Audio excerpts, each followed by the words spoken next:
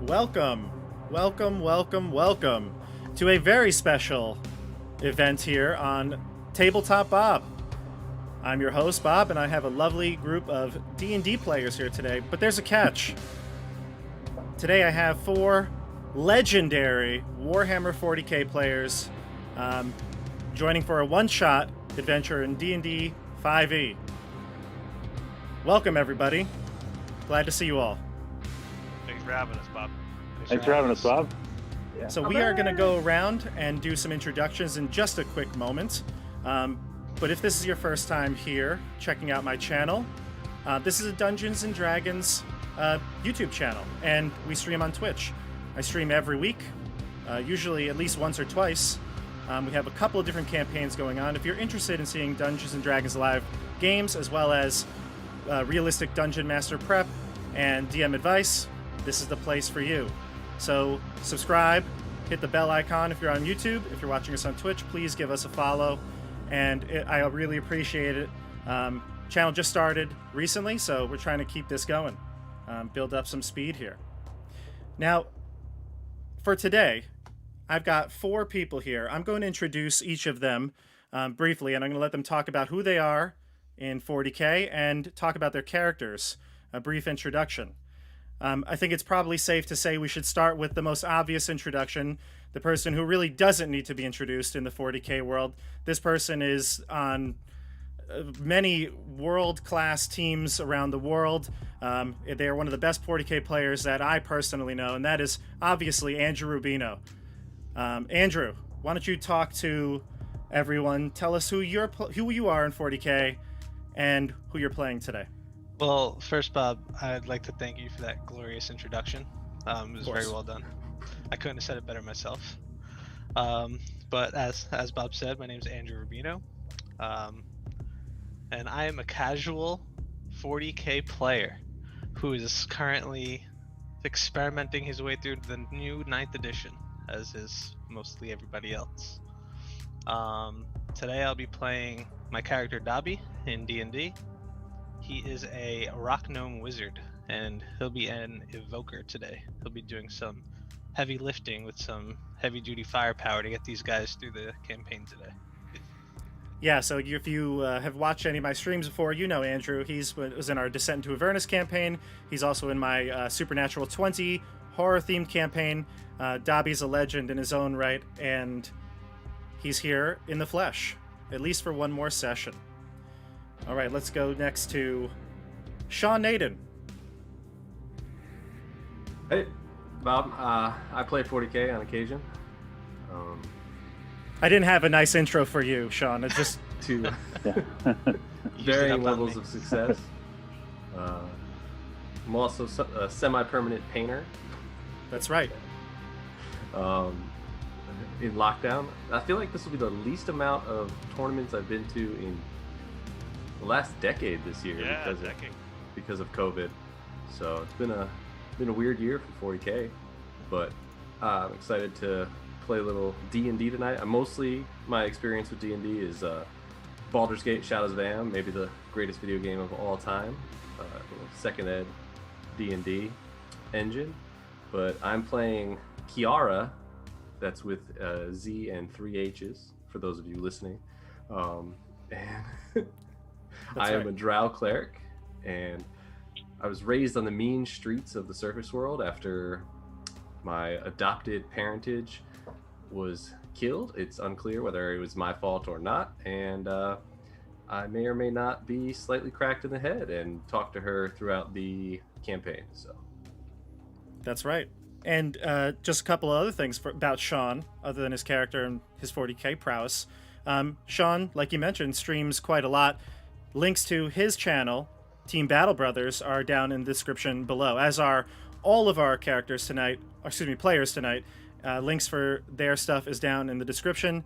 And there's also a link to a playlist that has all of their character creation videos. We released one every day this week, so you can check those out if you're watching this after the live stream. All right, now we're going to head over to the other side. We've got, I think, probably the grandfather of YouTube Warhammer. Wargamer Fritz. I mean, you were the original, right? I mean, who did Warhammer on YouTube before you? That's what I want to know. Jawa balls. Everything I am is because Jawa got me started on this YouTube thing in 2008. I was like, YouTube, what? So it's that legend was forged based on Jawa's prodding here. So we've go ahead, Fritz. No, we've been doing that. I guess I'm like that Eldar guy, but I do the Necrons too. We do the Grey Knights, a couple of different armies, Tyranids from time to time. And I'm playing tonight a Dragonborn sorcerer, Hissus. And I don't know anything about this adventure or this kind of ragtag party, but I'm in service to the Dark Queen Takesis, and we'll see how that plays out with some motivations across the game. Awesome, excellent. Excited to see the Dragonborn on the table here. Yeah. All right, and we go to Chris Dubuque. Chris, also known as Jawa Balls from back in the day, again, like Chris mentioned. Chris, tell everyone who you are. Well, hey guys, Jawa Balls was born back in God knows when, but yeah, as Fritz said, we kind of got involved with YouTube back in like 07, 08 or so, somewhere around there, and because he got me into playing 40K, and I was terrible at painting. I couldn't figure it out. I was using these really terrible brushes, so I went looking for tutorials on how to paint, and I couldn't find anything. So eventually I figured out how to paint. I bought some good brushes, and I made a tutorial video, and I published it on YouTube since there was nothing. And that video, my how to paint Blood Angels, took off like instantaneous success. And from there, Jawa Balls was born. And so it was kind of just a fun adventure. Kind of fell away from it several years ago with personal stuff going on in my world, but I'm back. And I'm relaunching and kind of restarting, and I'm coming back. I'm coming for you, Sean Nayden, on the tournament scene too. I've been watching you stomp the whole world, and I want a piece of that action. So, my character, I'm playing a half-orc assassin named Torg Buttswain. The name already has some infamy because from back in the day, I don't know, a few years ago, when I tried to play this character in a random party one day, and it didn't go very well. But he's back. He's a murderous half-orc assassin, raised on the mean streets. He used to hijack poor travelers and steal their stuff. And anyway, so there's a lot going on here with this character. He's a brute force rogue assassin, so it should be a lot of fun. Plus, he's got dark vision. Oh, we'll have a lot of dark vision in this game. The only one who doesn't have dark vision is Fritz, but I think Sean might have him covered. So we'll see if that. I've got light. No light. I got light stuff. Blind Fritz, everybody else in the party. We're past light, okay? We're beyond light. There is no light allowed. So, one last, I guess, plug or announcement. One of the things that I love about gaming is the community, and I'm trying to build up my community here on YouTube and Twitch with D&D, but we also all met each other really, and got to play with each other through Battle for Salvation. So I'm repping the BFS t-shirt tonight. I just wanted to give a quick shout out for those of you who don't know. I run, along with a friend of mine, John and Ed, we run the Battle for Salvation Gaming Club. It's located in New York, here in Westchester. It is a fantastic gaming club. We've been around since 2005. So 15 years we've been playing there, and we've gone through it all. Lots of different games, editions. Right now, obviously, because of the pandemic, we're not meeting every Monday night, but we really do try to keep connected with the community, and as soon as we can host tournaments and have our monthly games again, we are going to. And the link to Battle for Salvation's website is down in the description below too.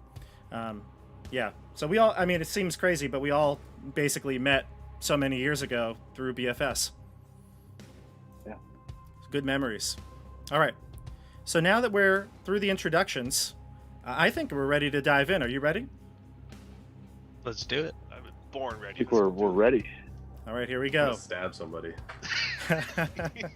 Probably Chris. No! All right. And away we go. Today, we'll be playing incident at Strathern Point. So, your guild, all the four of you, you're working for an adventurers guild, and there hasn't been that much work as of late in the region for you. Maybe it's you're trying to gain favor, and maybe someone got on someone's bad side, but ultimately, the four of you feel like you haven't had much work in quite some time. Now, the guild actually recently is sending you on an adventure, but it's incredibly dull and tedious. But it's really important to the Alchemist Guild, so they wanted to hire a professional group of adventurers to basically transport a whole slew of alchemical products, or at least that's what the letter stated. You're shipping crates of carefully packed, assorted vials, tubes, filled with dizzying arrays of colored liquids. Since the materials are a bit sensitive, the travels along the trail have been purposefully slow.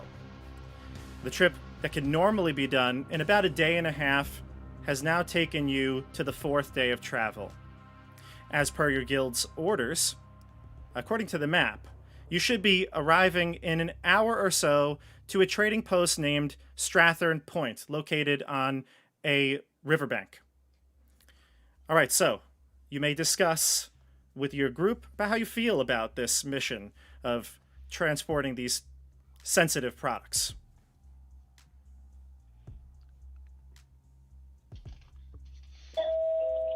And any other day, I'd be robbing this train.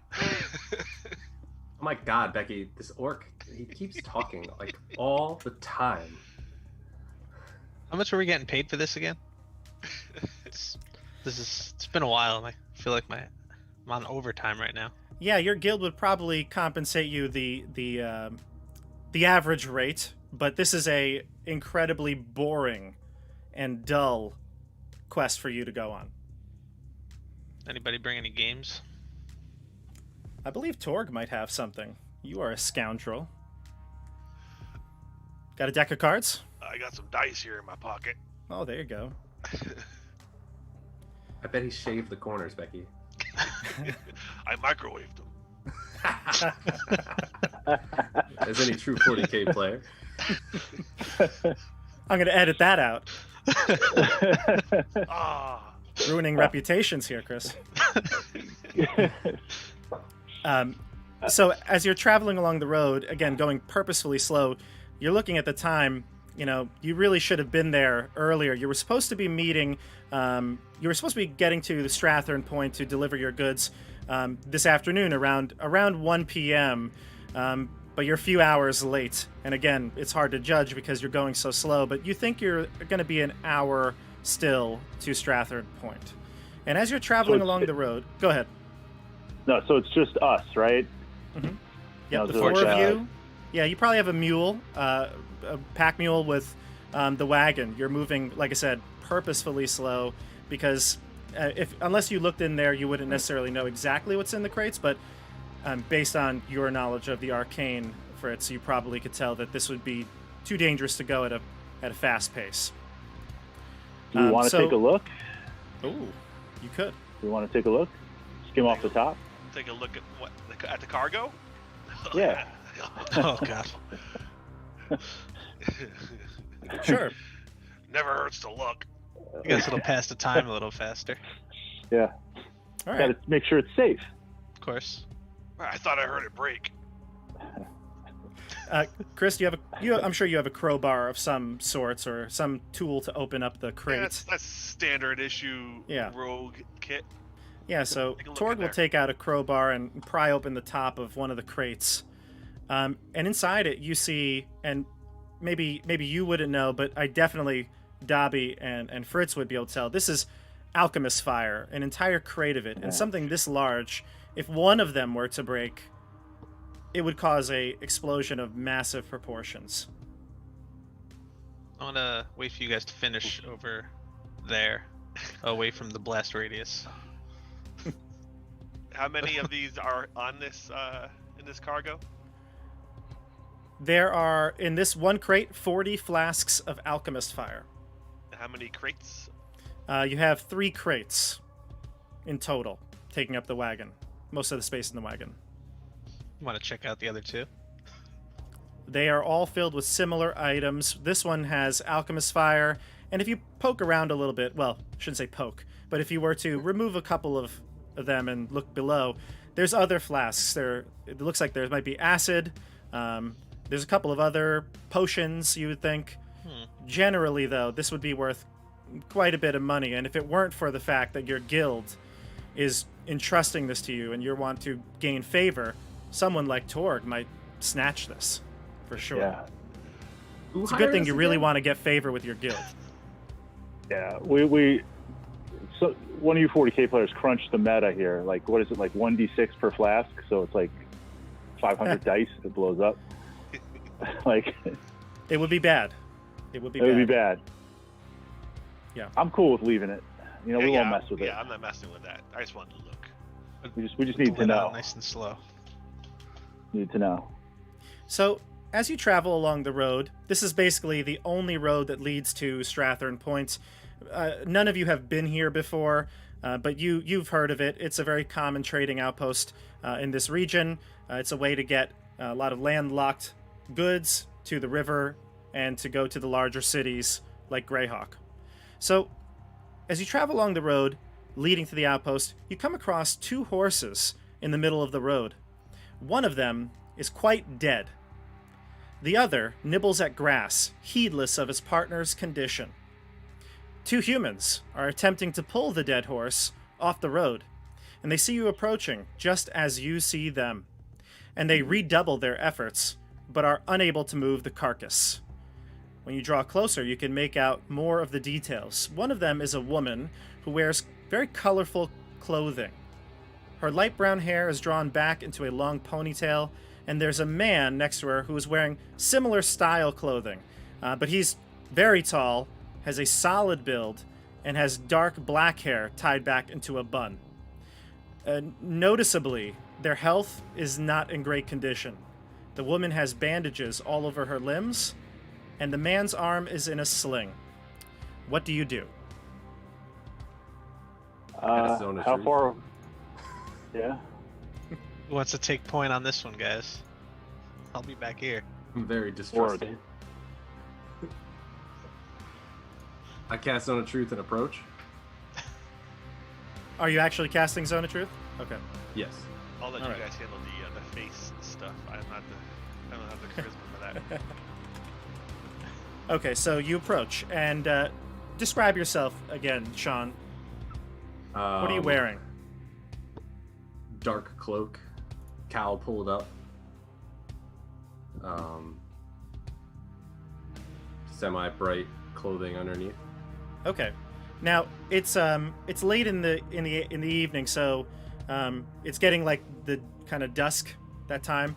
So it might be hard to see you, especially with the cloak up. So you're approaching, and they look cautious at you when you walk forward. The woman says, "Who are you? Who goes there?" Kiara with a Z and 3 H's. Kiara with a Z and 3 H's. What are you Follow looking the for? goddess divine, Twilight princess of the domain of light. It's actually the perfect time for you because you're approaching in twilight. Nice. Yes. So Nice. so you introduce yourself, and the woman says, "Well, that's wonderful. We must be on our way. Morzar, please move the horse, or we'll leave it." What has happened here, good people? The woman looks at the man who she called Morzar, and Morzar looks back at her with a quick look, and then back to pulling the horse carcass.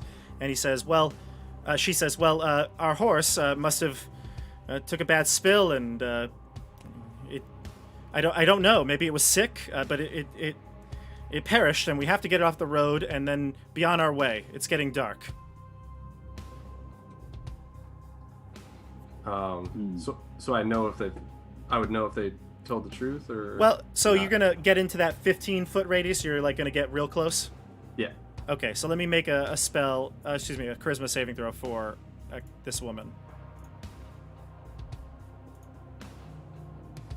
All right.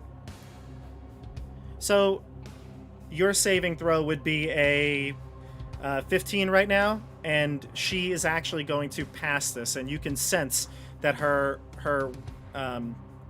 the spell that you've cast, she's kind of aware of what you're trying to do, and she kind of gauges you as you probe her mind. And she pushes back, and she says, "There's no need for magic here. We just want to be on our way, and that's it." What do you guys think? I want to know what happened to them. Yeah. We're just passing through on a job. We're brave adventurers. You know, maybe we can help for the right price.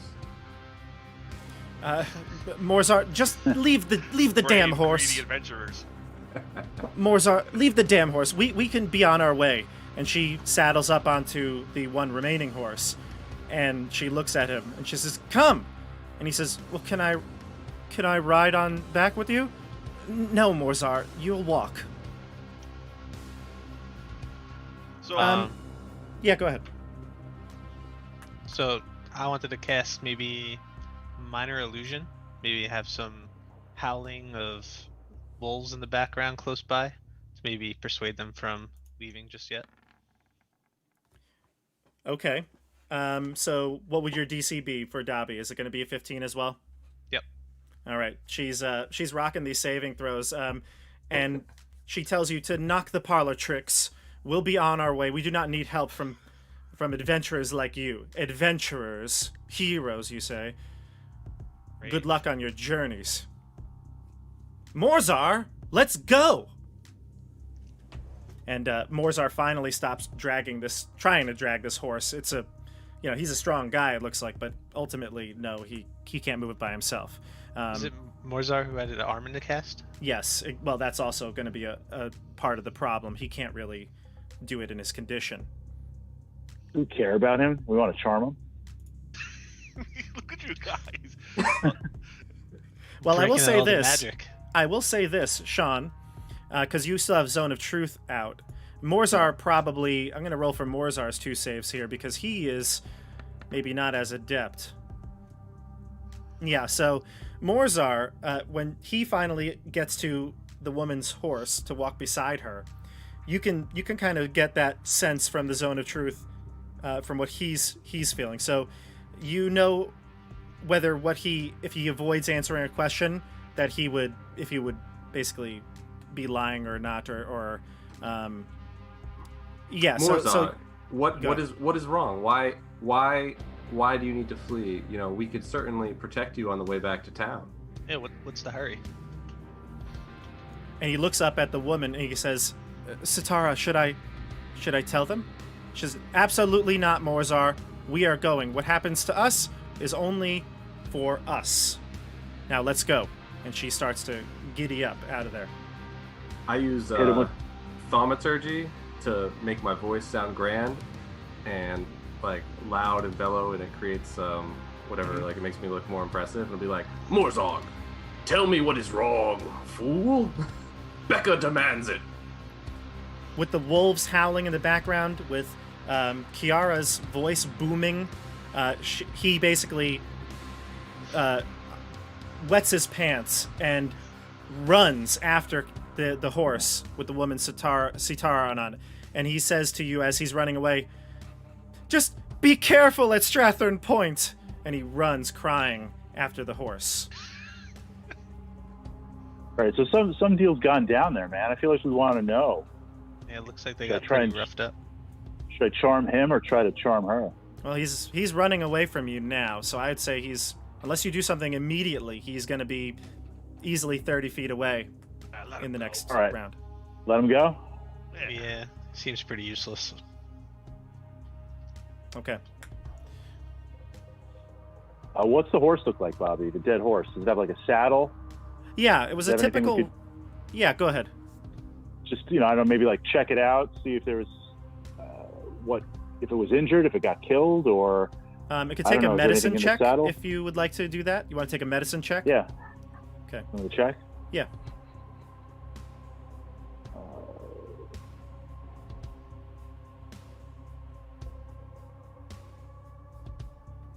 And while Fritz is doing this, if anybody else would like to check anything else out, you may. Yeah, I would like to do a insight check. Try to see what happened. Yep. Is that a D20? Both would be D20s, yep. All right, so I see Fritz rolled a 12, and what's your total, Fritz, with the bonuses? Medicine's what? Intelligence, right? So in a -1. Wisdom. Oh, wisdom? Yeah. +1, so 13. A 13. When you check out the horse, you believe that its heart probably just gave out. There's no wounds. It doesn't look like it was through any sort of damage, but it just collapsed. So their story might make sense that it kind of just was so fatigued it gave out. Sean, Like your insight exhaustion? check was total of what? A 13? That's a 9, so a 16. 16.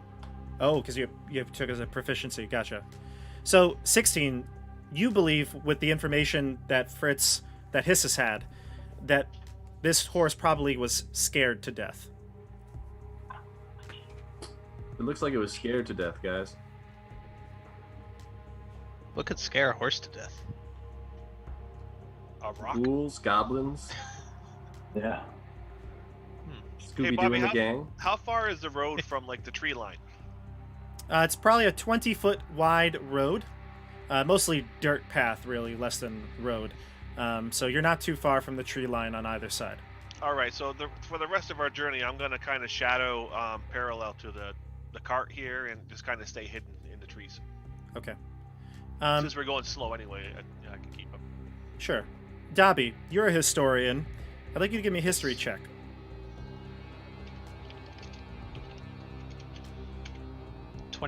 Natural 20. Okay. Nice. Now, when you hear Why the didn't names... your dice pop into the screen? Yeah. Oh, they didn't pop in yet? Yeah, His why didn't. aren't your dice popping in, Dobby? Oh, you got to turn on your 3D dice in the settings. Go do that.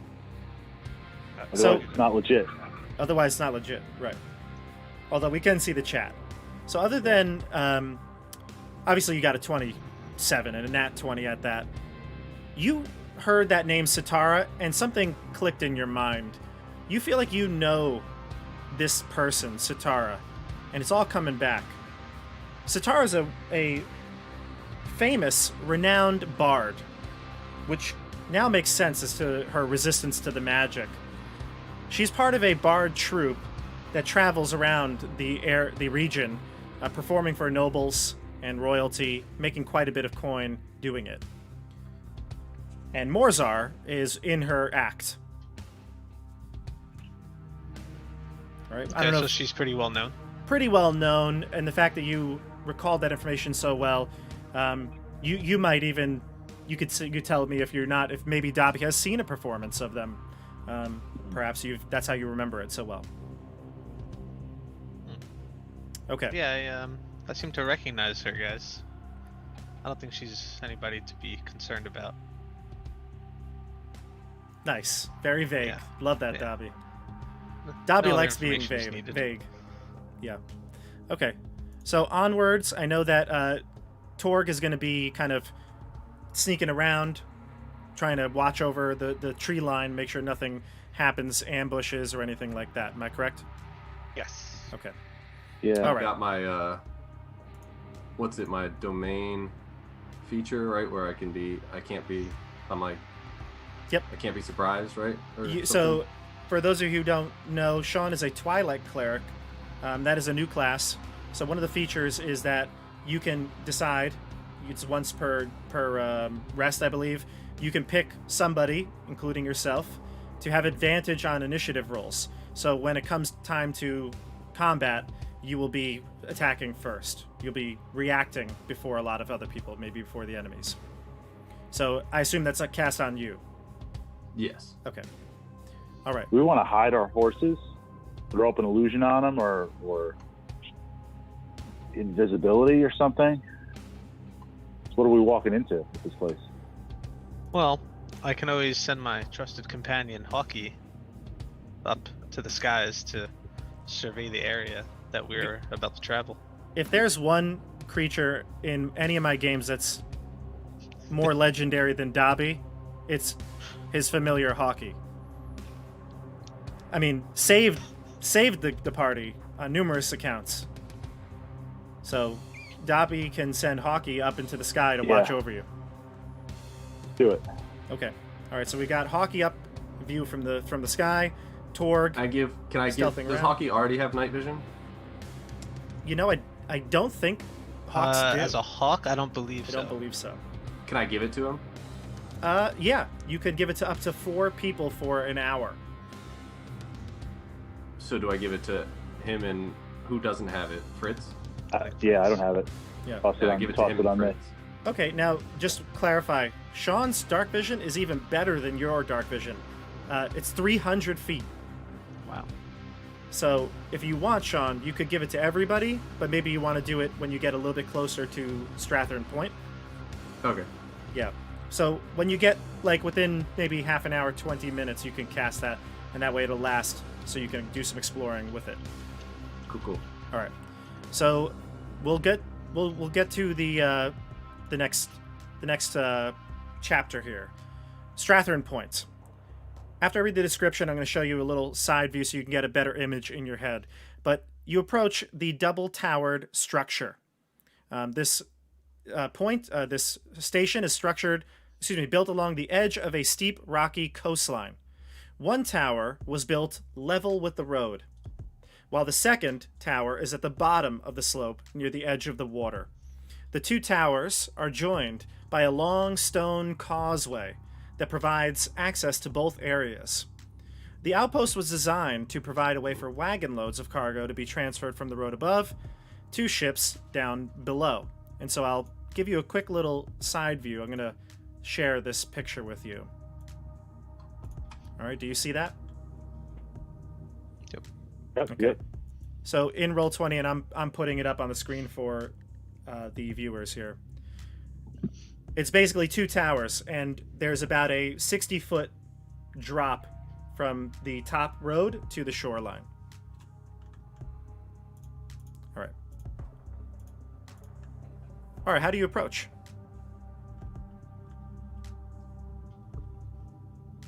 I mean, does anything seem out of the ordinary for us to approach any way other than normally?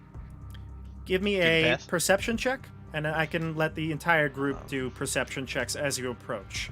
I just switch over the maps. Go Can I ahead. use Hockey's perception? Yeah, you can. I just gave everyone, put everybody on the new map page, and we have something going on right now called, it's called dynamic lighting, and I can change some of the settings if necessary, but you should all be able to see roughly darkness around your vision. So you, like, for example, Chris, I'm going to just show what people you'd be seeing. You probably see into this little room here, and you see like this cart path. Am I correct? I don't see anything. Hold on, let me Okay. scroll down. I set it so that you should be able to have your vision and all that stuff. Sean, are you seeing that? I see black. Yeah, Black? I see like cones of. I can see down to the shoreline in like a thin space, right? Yeah. And, like, Oh, now I off, see. off to You the got it. left, and Yeah, Sean, your vision's good then. So it's blocked, part of it, but some things you can see. Okay. Yep. And do you see that, Fritz? I can't move Yeah. the familiar.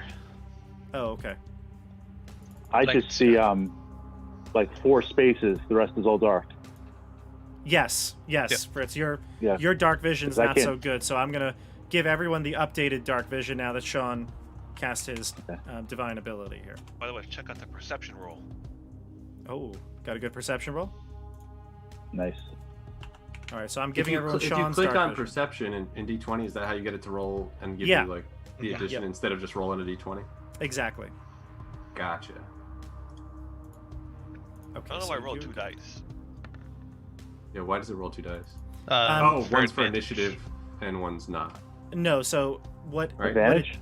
What it does is it's set to roll with advantage. I prefer it that way. That way you don't have to go toggle back and forth. We always use the first number, but if you happen to have disadvantage or advantage, What that means, you roll 2 dice, take the better roll with advantage, 2 dice, take the lower roll with disadvantage. So lots of different game mechanics. We'll do that in this edition, and so I just have it on all the time, just to save us time. Gotcha. All right, so I've given everyone the better dark vision. You should be able to see up to 300 feet, excluding buildings and stuff like that. All right. So those perception rolls, I see some good ones here. Chris, Tor got a 24 perception. So the one thing you notice is nothing. You don't hear people. You don't hear noises. You don't hear animals. You don't see anybody. You don't taste anybody. You don't feel anything. All the senses are giving you nothing here. There's just this building. Some sort of magic going on? No, it just seems that there's nobody here. Looks abandoned. Got a bad feeling about this. I'm gonna, since things seem a little odd, I'm gonna start to cast my ritual detect magic, just to be on the safe side. Okay. 10 minutes, correct? Yep. Okay. Bobby, I'm loves gonna this. cast invisibility on myself. Okay. I will note that you are invisible. Yeah, I'll slip off to the side and hide. Okay, you can move your tokens and go where you feel you need to go. There's no Where'd turn everybody order go? right now because we're not in initiative. There's no combat. But what I think we'll do is we'll go just from left to right on my screen, just so everybody has a chance to act and do something, and we'll go from there. But you can interject. You can say that you'd like to join that person. Whatever you really want to do. There's no, strict structure right now. So Fritz, you're invisible. All right. So, and where do we get the token to put on? Or we're not there yet. You should have your token. You're right here. Oh, all right. Can you there, see I yourself? Here we go. Yeah. You should be good. So, So you see, I I just will. moved them. Yeah, I will move up to there. Great. So you're heading into what appears to be some sort of like a cargo bay. And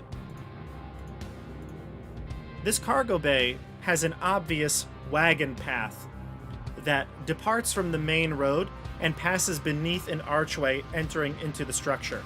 Another archway of the same proportions is set on the east wall, and you can see that. I think everyone has the ability to see that other cart path that goes through the cargo bay and goes to the east.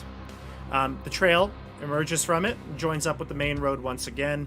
The archway's large rusted hinges suggest that doors once hung in the openings. We don't see any signs of like battle or trying to break into something. It's just kind of abandoned, right? It's abandoned. If you were to enter in, I can tell you what you see a little bit better. So in here you see a cart that is stands about. A cart with cargo loaded up on it.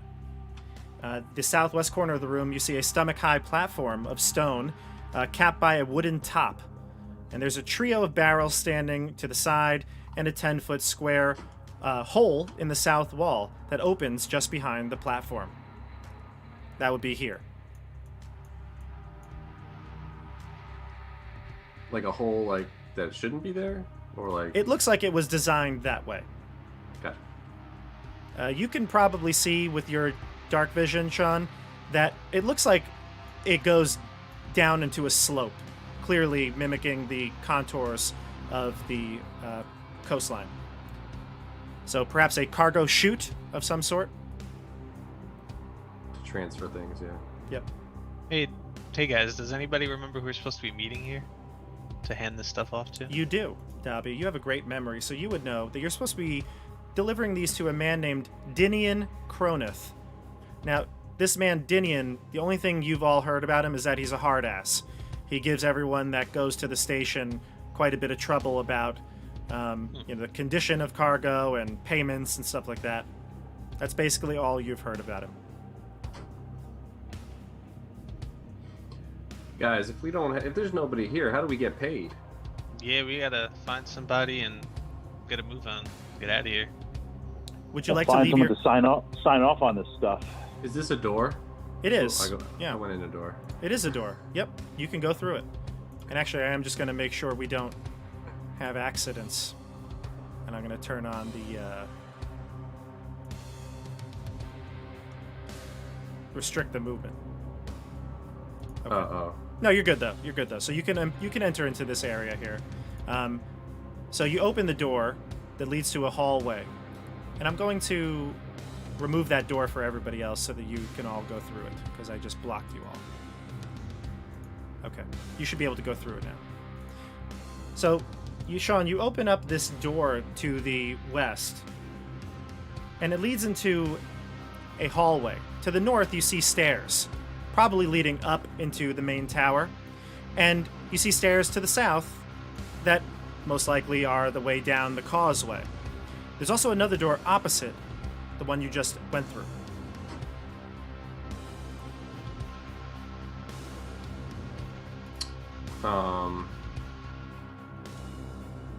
Do we hear anything in here? Give me a perception check, Sean. Bang!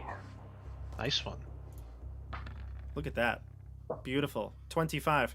You hear something, and you may have heard the sound faintly from the cargo chute, but now that you're in the stairwell and there's maybe less outside noise, you hear cracking of wood, like the breaking and splintering of wood, and you also smell something really foul. Hard to tell what it is. Guys, it Roll. smells in here. Ugh. Like I maybe hate this. rotting or decaying food, something like that. I feel like nobody's been here for a while. This is weird. I really need this paycheck, guys.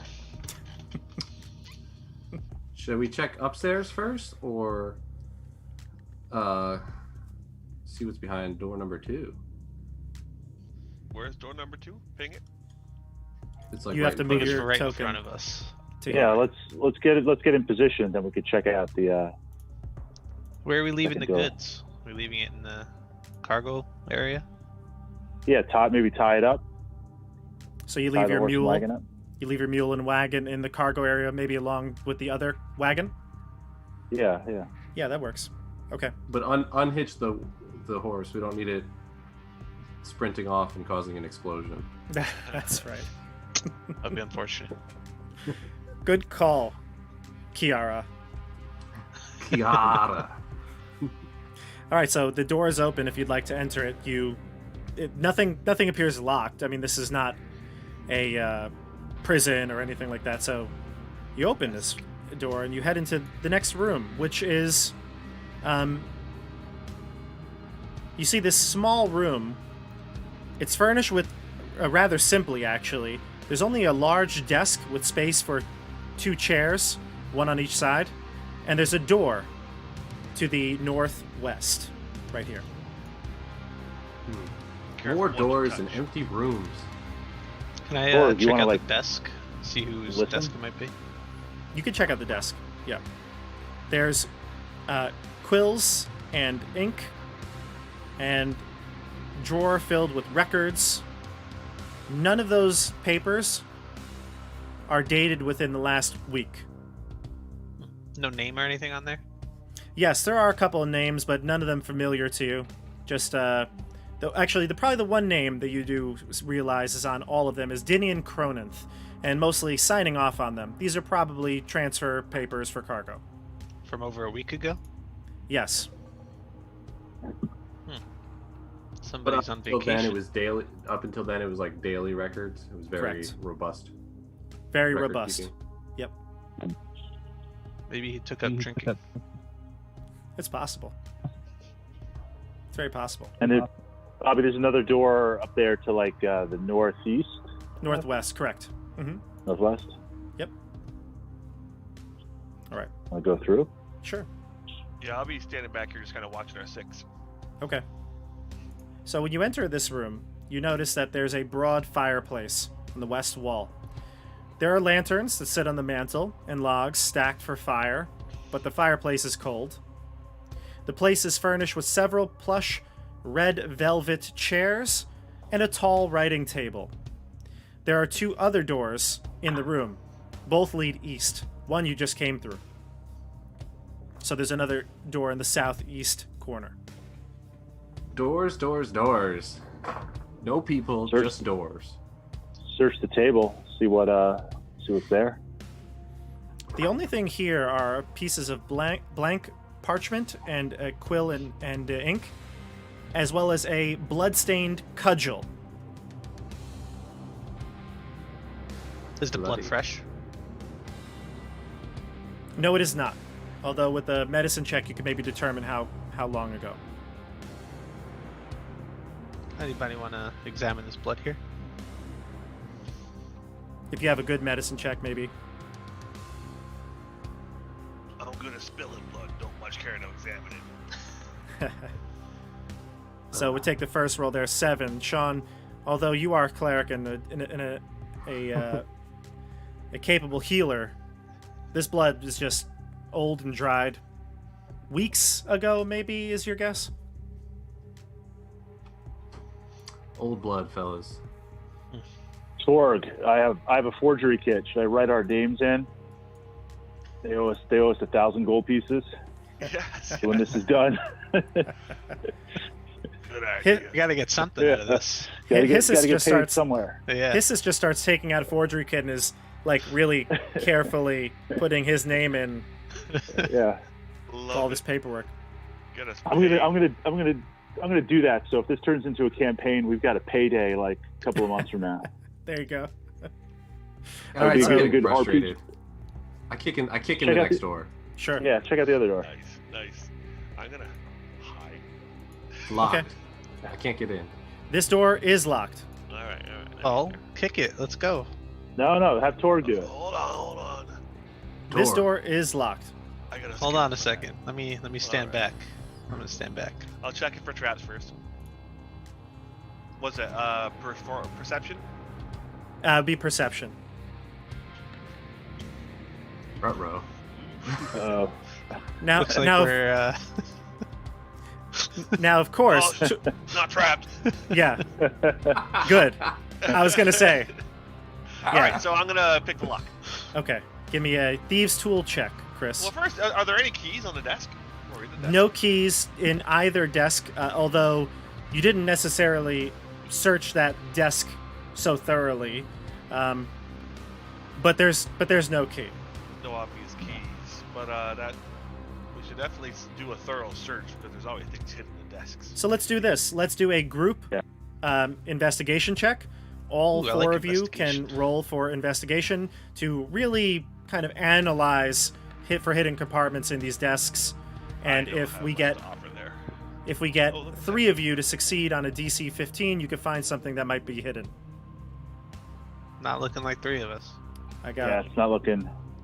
2, 1, just Chris. So, no, unfortunately, the group doesn't really find anything in either of the rooms. But Chris, this door, through your thorough investigation, this door looks like it is masterfully locked. Like the mechanism is not common. So you've only seen these in very special scenarios where someone really wants you to stay out. All right, so is there a chance I can pick it, or is Oh, it yeah. beyond my ability? Oh, there's a chance. What's the door made out of? It is made out of reinforced wood with iron. Wood, you say? Mm-hmm. So it's flammable. Fireball. So it's flammable. Is what Well, you're let's saying. see if I can open it first. So what's the Yeah. lock picking skill? It's a Thieves' What's the Tools, and masterwork? it's down at the bottom left of your character sheet. If you click on Thieves' Tools, it should give you the roll. It is simply Dex, though, if you want to. Yeah. Okay, so you got a 10. Ugh. All right. Chris, this lock has proved too tricky for you. Get out of the way, foolish orc. This is the job for an elf. Go for it. I'm gonna start unpacking my tinker's tools while I watch Wow. these guys. Bang! That's right. So Sean does whip out his own Thieves' Tools, or Kiara does whip out her own Thieves' Tools, and after Torg is like I don't know. She steps in and picks the lock in Fine. in 2 shakes of a tail here. All right, I slowly put them away. Not Dobby. needed. Dobby's like, oh, well then. All That right. was easy. Never ask a man to do a female's work. That's right. Truer words have never been spoken. All right, so the door is open, and it's a dark closet, basically. There is one piece of furniture in this room, and it's a large file cabinet. Is it Check it locked? for traps, man. Traps. The file cabinet has a padlock on it, something you probably could very easily break. Torg, do you want to redeem yourself on this one? Oh, it's all you. You seem to have the skills. Go ahead, lady. Open that door. Pick that lock. Oh, What do we got there, Sean? 14. A 14. So you pick the padlock, it opens up, and when you release the lock, you hear the clicking mechanism go off. uh-oh. The bottom row of the shelves of the file cabinet, push out is the wrong word. I guess like even like shoot out, rocket out towards your shins. They hit you, and you start to fall forward, almost like you're falling into the opened cabinet now, the open drawer. Uh-oh. To your surprise, it is Forgot to check for traps, filled didn't with spikes. Oh. Sean, Yeah. give me a dexterity saving throw. The old school spike trap. Do I get advantage to this, right, from my skill? It's not an initiative check. It's just a dexterity saving throw. So it would be, unfortunately, a 10. So, If I get Kiara, advantage, then I would get the 21, though. that would be correct. If this was an initiative roll, yes, you would get that. So, unfortunately, Kiara easily picks the lock, but then the drawer pushes out, and it's going to do D6 bludgeoning damage. So, 1 bludgeoning damage to your shins, but then you fall, and you realize there's spikes filling the first drawer, and that is going to do... Wow, 2d8. You got lucky there. 4. So a total of 5 Lucky. damage to Super Kiara. lucky. Yeah, lucky. A So do total I of have to 5 adjust my, damage. temporary hit point? Or no, hit point? Yeah, it goes. It hits. Takes away your hit point total, so you could just subtract 5 from it. But do I have to remember what my total is in the future? You can Just do it write on the that character down. sheet, and then it would be track it for you. Huh? You could do it on the character sheet, and it would track it for you, so you don't need to remember what your total was. No, but I'm saying if I change it on the key, where do I change it? Where do I? Oh, in your character sheet, you could change it. You right, can. but then would it go back to? So I have 43, right? So I would lower it to 38, but then how would I remember to go back to 43? It doesn't change unless you change it. Yeah. Under temporary hit points, you break that. If it's under temporary, that's different. You only get temporary hit points when spells and you stuff. Oh, so a spell I gives think- it to you. So Sean, you could put your total max hit points up in the top. It says hit point maximum, so you can remember to go back to 43. Oh, That's gotcha, exactly gotcha, yeah. That's what I was trying to ask. Is like, how do I remember 43? I'm not smart enough. Yeah, just put it's like Oh. a little small text right I above see. it. Yeah. There's one that I says get current hit points and one that says maximum hit points. I apologize. I only had stuff in the current before, so. Okay, I apologize. So let's go to the group now. You see this drawer just basically open up. Kiara is now trying to, hold her body over the drawer so she doesn't take any more piercing damage. What do you do? I can't help but laugh a little as I Oh. watch. Wow. Laugh it up, fuzzball. Got too antsy. See what happens? Mistakes were made. Or get in there and I'll reach in. stop that trap. I'll reach in and grab her and pull her out. I love that Hissis was like, well, let's go. Torg, get her out. Or get in there. You guys are the thieves and the trap masters here. Yeah. All right. Woo. All right. So Pull her out. That's the Kiara, night. Yeah. God. Becky, looking out. I didn't take that much hit. That could have been a lot worse. Yeah. After seeing that, I'm gonna immediately cast Mage Armor on myself just to be Okay. precautious. So I would say this that was a file cabinet, and the bottom drawer is kicked out, so there's still more drawers that can be opened. there are. All right, I'll do a pretty thorough search for traps. Okay, go for it. Give me a perception. And Dobby, you can detect magic would go off at this point. Oh, it's off? Okay. Yeah. Do I detect anything? You do not at the moment. Torg, 16. You realize that this room is basically a trap. So, because the fact that you entered it and you walked directly to the file cabinet, there was pressure plates on the floor that activated this trap. Now that the trap is done, you assume that all the other drawers will come out like normal. All right. right. Yeah, I guess we'll look in the drawers. Yeah, see what's there. So, Torg, when you open the top and middle drawers, you find a fortune. 1,900 gold pieces, 2,100 silver pieces, and 3 solid bars of silver. You would estimate in the 200 to 300 range each gold. Nice. This appears to be somebody's like Lockbox, life strongbox. savings. Yeah. Nice. Which would All explain right. the trap. Let's start divvying it up. Right now, You want to count this? You Is, can always bring it back to the... is it in sacks? Is it like just in the big drawer or what? How's it? it's how's it neatly contained? organized, but not in sacks, so you'd have to bring some Ooh. container to put it in. Why don't we just bring the whole cabinet? You could. It'd be heavy. This No, we door got was- to find something to put this in. Are there any sacks out in the main room there, or anything that we can No. put it in? No. Go back out There were, to the there were cart. 3 barrels, right? There were barrels, yeah. Yeah, put it in a barrel. Okay. So you want to go grab some barrels? Yeah. We could roll it out on the barrels. Yeah, you could. This would probably take you some time, though, to do that. I'd say it would probably take you at least 15 to 20 minutes to put all the say stuff we, in barrels. We just leave it here for now. We'll come back and get it. It ain't going nowhere. Yeah, we'll come back. Although I will try to slide a hand one of those bars of silver. No need to roll because it'd just be against the group. So you can just take one of them, and if anybody objects, you may decide if your character sees that or not. I mean, I'll take one for myself too in that There case. you go. All right. Grab some silver. This is like that game where it's like if one of you takes it, you that person He lives. did it. Why not? But the rest of you, Yeah. if you don't take it, you all die. You have to go on the trust system, the honor system here.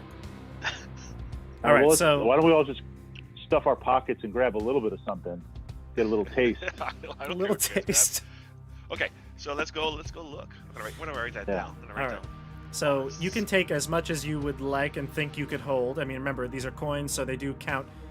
They are heavy, obviously. You can't take all of it, but if you took, a couple dozen coins, that would be okay for now. Where do you want to head next? Yeah. I think there was a hallway down to the south of us, right? There was. Yeah. So if we come out, So Do we there wanna were go up? stairs going Let's up go up and first. stairs going down. I always favor going up, because then we Yeah. can Go maybe up. see around what's going on. That's a good idea. Okay. And then, I have the high ground. yeah, it's always good to have the high ground. I'm going to bring you over to the upstairs. Dobby, you want to leave the hawk in this hallway just in case anybody Watch our backs a little bit. watch our backs. Yeah. Yep. Give us a cry of warning. Good idea. All right, so you head upstairs. I can speak to it. Doesn't need to cry. Yeah, it actually communicates with him telepathically, and it's actually not even an animal. In the edition, basically, a familiar is a spirit that takes animal form, Mhm. a entity. All right, so you are heading up the stairs. You don't hear anything as you approach, so you don't feel like there's any reason to be cautious. When you enter into the chamber, you see the spacious room ahead in front of you. The room is richly decorated, no doubt, but there is no organization to the decor. It's a hodgepodge of what seems to be acquired bargains. There's a bed, a trunk, a wardrobe, a vanity, and a wash basin, as well as a mirror up against the wall. Can I check behind the mirror? Yeah, go ahead. Move your character This- to the mirror. Is this the mirror right here? This one. I look at myself in the mirror, checking for damage to my clothing. And I'm pretty sure. I'm sure you can see right over me. Okay, so you're inspecting the mirror, and Yep. so is Kiara. Torg and Hissus, what are you doing? I'm gonna search I'm- the trunk here for traps. Yeah, I'm gonna hang out just by the stairs because we don't know if it's even safe here yet. No magic around here, right, Bob? No magic. No magic. Sean, check the Zoom chat. Zoom chat. Yeah, I sent you something. Oh, gotcha. So Dobby, you check the mirror. Torg is rolling to check for what again, Chris? Traps on the wardrobe, or the trunk. I mean. The trunk. It doesn't appear to even be locked. So, free and clear. Do you want me to do an investigation check for like around and behind the mirror? There's nothing there, Dobby, but you notice it's made of silver. This is probably a very expensive mirror. Don't I look good, Becky? Tell your two friends to get out of here. Why are they here? I don't even like them. What's going on? Well, there he goes again. Yeah. Sean, as you've been used to for the last 4 days, Kiara, I should say, talks regularly to a friend of hers that she believes is with you all. Okay. Ugh, there are two dead ladies up here. Gosh. Two dead ladies. Yeah. Open they're hanging out with open the Becky. chest. It's not fair. Dead ladies where? Yeah, they're here. They're actually right next to you, Sean, you would believe. You know. What? Gosh. Get out of the mirror. You're not prettier than me. Andrew, when you hear him say this, or Kiara say this, you look in the mirror, and there are two women in the mirror that one of them, they both look severely injured, but there's also something obvious. They look incorporeal. They have a spectral glow to them. And there's no magic. No magic. But when you look in the mirror for the first time, you realize now that they are standing to the sides of you and Kiara. So there are two ghostly figures here in the room. And they now make themselves visible to everyone else. Whoa. I jump back, startled. There's one. There's two. All right. All right, so All right. two ghostly women appear in front of you all. Hissus obviously now looks up from the stairs and sees these two ghosts appear. Yeah. Do they acknowledge us at all? They do. And while it seems like it's a little hard for them to communicate, they are raspy and they say to you, "The bed. The bed." All right, who's going? Torg. Torg. Go ahead, Torg. I'll go look under the bed. They don't seem. Do they seem to be aggressive or? They kind of look antsy, like they're obviously they're dead, but their vision, Right. their images is they look like brutalized, Okay. beaten, bloodied, maybe even drowned, and they're all wet hair, ring-esque, right? The ring. They All right. they don't look happy. I've got my weapons out, by the way, and I'll look, search the bed. Yeah. You can see underneath the bed is a small little lockbox. Not even going to have you roll for the lock. With any person who has proficiency with thieves' tools can open this up. This is not a very difficult box to open. Okay.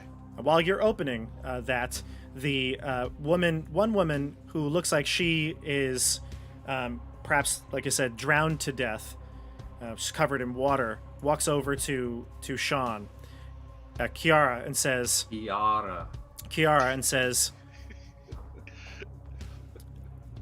"The brush. I need the brush." Does anybody see a hairbrush? This girl's hair is whack. Can I The other perception ghost check to see if I find a hairbrush? You look around at a glance, but there's no hairbrush on the vanity or in a wardrobe. You haven't seen one. The other ghost approaches Dobby and says, "The mirror. We must destroy it." What's in the box? To the box. What's in the box? Torg finally opens the box, What's in and the box? there's a few items in there, Torg. Nothing that valuable in the box. More trinkets and little personal belongings, but the one that stands out to you is a sealed envelope. It is addressed to someone named Kale.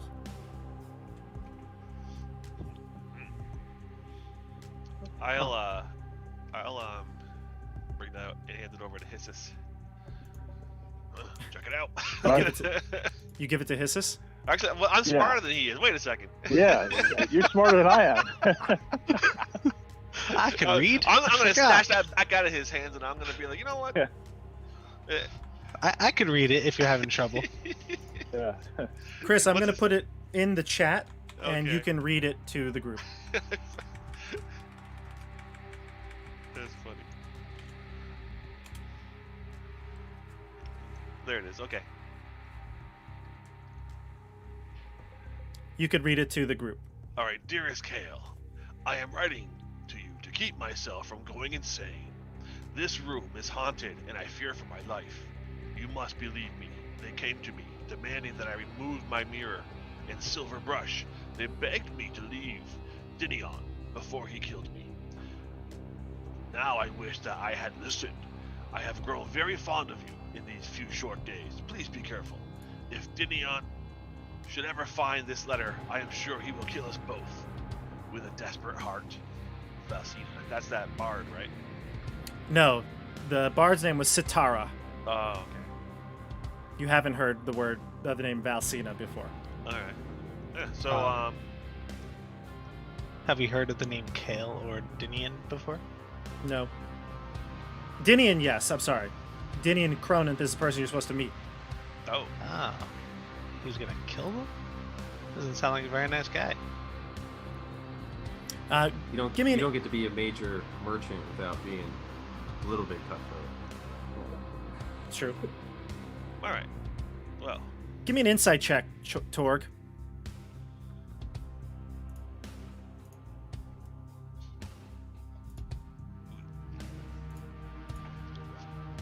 there you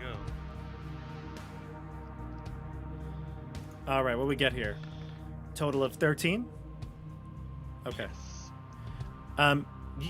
Obviously, whoever Valsina is, whether it's Dinian's wife, significant other, has a thing for this guy, Kale. You don't know who Kale is, but Dinian, this is probably Valsina's room. All right, so I guess we should find this brush that these ghosts want. Yeah. Hey guys, Find this the ghost- brush. She wants You me to got the break mirror. Yeah. I don't So, know. the ghost that wants the brush runs over to Torg after you read the letter aloud to the group and says, "Dinian did this to us. He promised to love us, and look at us now." Where is Dinion?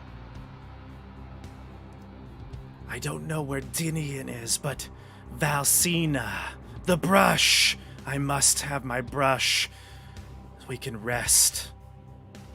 Let's find that brush. I'll go look in the Yeah. trunk. You go to the trunk, and the ghost gets in front of you again, kind of abruptly and aggressively says, "Valsina has the brush." Where's Valsina? I don't know. All right. The so we got- other ghost is imploring Dobby to destroy this mirror, though. All right, why not? I'll unhook it and just let it drop to the floor. You Let me just unhook get out it. of the way there. It falls, cracks onto the ground, and mirror shards scatter all over the floor. Watch out, And- Kiara. She says, "Burn it now." Whoa, whoa, whoa. Want me to start a Started fire in here? Burn it! There's a fireplace downstairs, I think. Oh, there's a furnace. Burn it! Thank you. Your Alright. friends are cray cray. Who's gonna help me bring it to the furnace? Do you have It firebolt? would have been easier to bring to the furnace if you hadn't broken it. Yeah, that's true. Cast a spell, burn it. Come on, don't you got some magic fire? I do. Well, I'm assuming it's a scatter on the floor, so I'll need to. Put it in a pile. Is this place made out of stone or wood? Stone. Yeah, burn it right there. Okay. Maybe Let's go go get with... one of them alchemical fire jars Yeah. and just like. Sure. Yeah, You don't want to waste magic. that's Warm it true. up. It's better than wasting some magic here. Well, do you have a cantrip? Not a fire cantrip. Oh, okay. Then yeah, grab an alchemist fire. So you run back down and grab some alchemist fire. Yeah. You're gonna throw it onto the pile. I'll send Cause- Hawkey to grab one. Basically, the guy Okay. that we're supposed to be giving this stuff to is dead, right? Is that what we're assuming? Well, he What seems it's to. looking like. Or he's Everybody killing seems people. to be. Or I mean, he's we got killing- we got enough money, so it really doesn't matter anymore if we cash this in or not. Cash in, cash out, go home. Yeah. We Now dropped I'm it off. curious. I'm curious Alright, what's so- going on here. Yeah, so burn this. Yeah. Let's So see what Hockey happens. brings up a vial of alchemist fire, and you can toss it onto the pile of broken mirror pieces. Everybody stand back. Whoa. Yeah. Move everybody back here. When you light the mirror on fire, the ghost also begins to burn up as its attachment to the material plane goes away. So does its spirit, and it can finally rest. Oh. Interesting. Oh. The other I one scribbled says, some "The notes down in my brush." spell book. Okay, so I Get bet you that- Valsina's get that dead yeah. in the basement. Get that experience. All right, The so, brush! I need what's the in- brush so I can rest! what's in the dresser here? Boop, boop. The dresser. The dresser. You find 3 gold rings. I Nice. found 2 gold rings. At a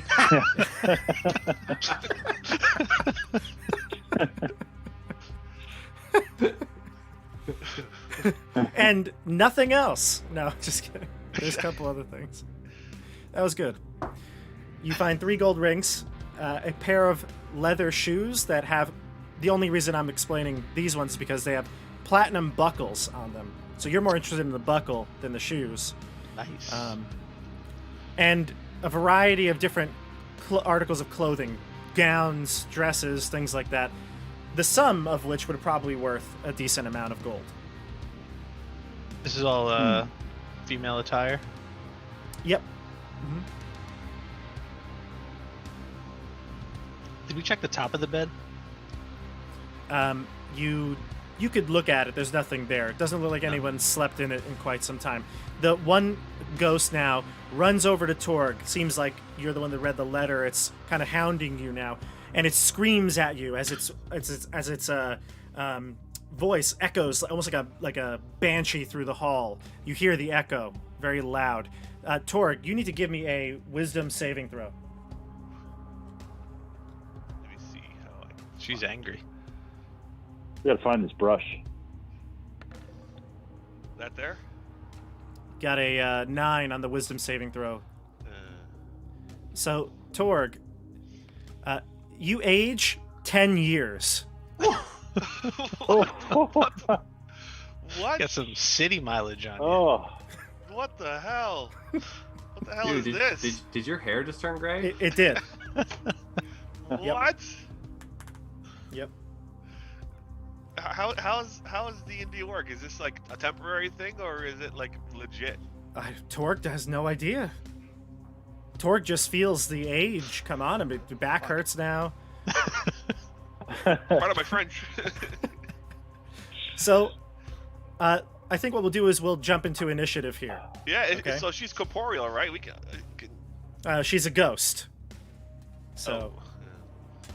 Well, but we're gonna jump into initiative here. So, everyone roll an initiative, which is just basically a d20 plus your dex. Although Sean, you have advantage on this. So I roll. Should I take a dex check? Mhm. Can you do that? Yeah, right. Yep, right there. So you got the 17. So 17 for Sean, for Kiara. Dobby got a 13. You gotta roll it. It rolls off the top. Chris also got a 17 for Torg. And Fritz, did you roll? Oh, you got a 10? Yeah, I'm at a 10, base 10. 10 for Hissus. Okay, excellent.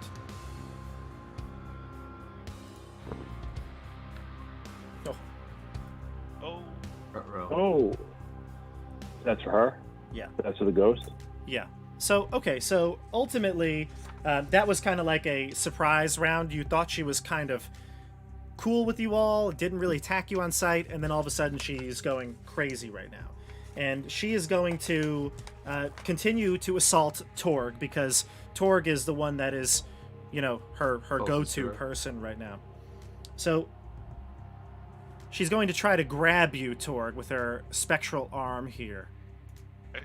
What's your armor class? 14. 14. So she goes to grab at you, but you duck underneath and kind of swing around on the other side. She's trying to grasp you. What do you do next? I think it's you and Sean, so you can choose who goes first because you had the same number. I am going to do an act. I want to get away from her. So how can I get over to here? So you got a couple options. As a rogue, you can use your cunning action to use a bonus action to disengage, which means when you move, there will be no attacks of opportunity. Can I hit her and then do that? You may. You can do it in any order you'd like. I'm going to try to hit her and then I'm going to do that. Okay, go for it. I don't know if I can hurt her or not, but I want to hit her and then kind of disengage and escape. Go So for it. I'm going to attack, and this is just a regular rapier attack, right? Not a sneak attack or anything like that? You do not have sneak attack right now. Correct. Okay, so rapier. Oh, I got to hit first, right? So I'm going to Yep. roll the... So a that was the hit 13, roll. a 13 does hit. Okay. Now I want some damage. So if you click in the chat on rapier, the red There highlighted it word is, in the there chat, it is. it'll give you the damage roll for that. Rapier. Nice. So There you 8 piercing damage, but this creature is not of the material plane, so you feel like you really only get a small piece of her instead of, you know, this blow might kill an average foe, right? You've killed so many people in the past with these types of attacks. It kind of goes through her. Only Okay. half the damage will go through. All right. Well, Right? She screams at you again and says, "The brush! Stop that! I need the brush!" So All right. I'm gonna do the disengage Yep. maneuver. And you can now move as well. So move yourself up to 30 feet. Each square is 5. Oh, there we go. That's enough of that. Hey man, don't hide behind me. Well, that's a magic users. You know, can I do like a hide as I do this? Like once I get out of line of sight? Normally with your cunning action you could, but you used it to disengage. Okay. Yeah. All right. All right. So I'm going to go to Sean. I'm gonna try to destroy undead. Okay. Just give me a quick insight check, Sean.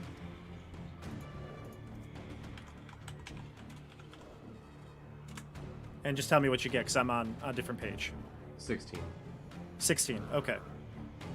So you probably would know that this creature will not be destroyed. It's too powerful, but you could turn it. You could attempt to turn Okay. it.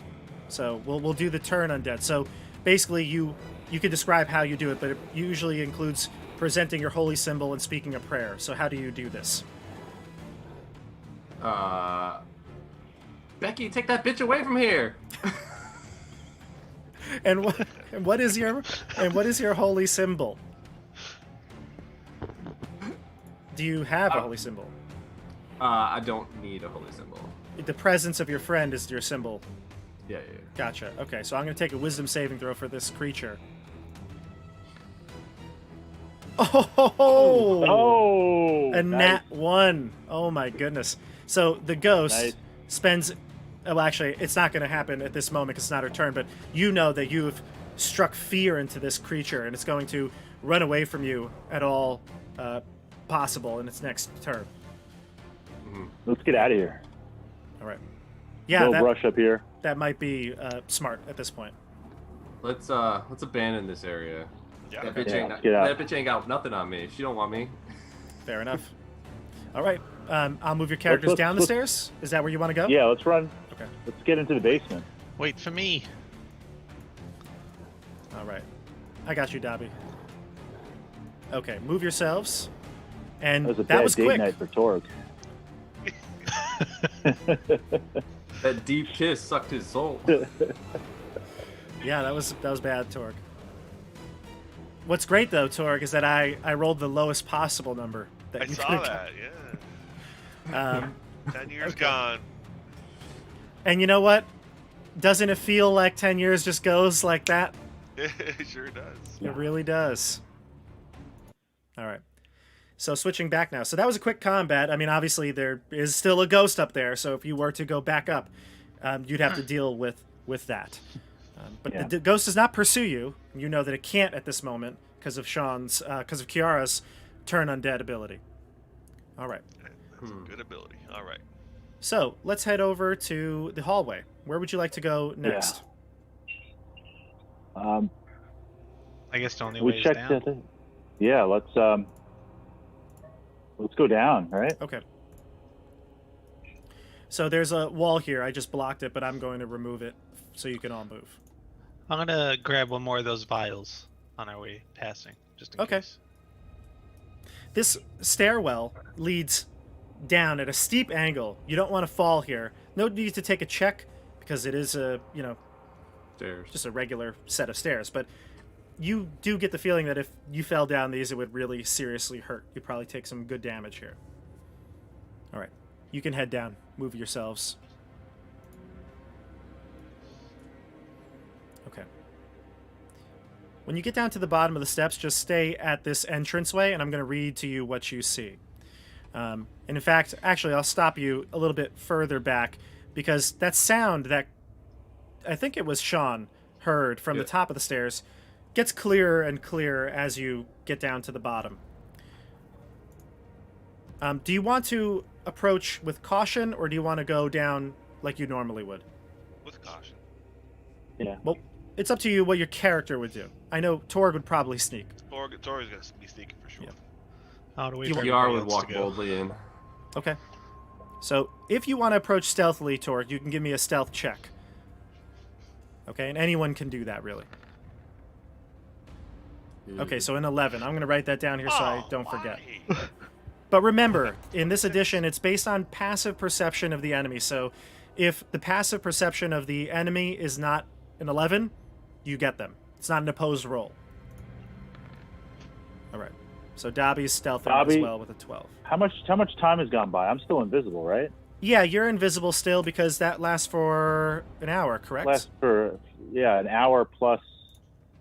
Yeah. An hour, right? I think more than an hour. I'm going to double check on Like that an for hour you. per level. Double check. It lasts for an hour. That's what I thought. Yep. Okay. So you're still invisible. And Dobby, no detect magic doesn't detect anything yet. Nope, still going on that way. All right. All right. So let's go back here. So when you get to the bottom of the stairs and you approach, the sound of the breaking of wood, the splintering of wood, gets louder. The smell, the putrid, foul odor, gets even worse. And you can move yourselves down to the bottom now so you can see what I'm about to tell you here. There's another waist-high platform here. sorry, where the barrels are here. You see these barrels? There's a net that would collect items from the chute from the top where that platform was. So there's barrels here, and lots of them.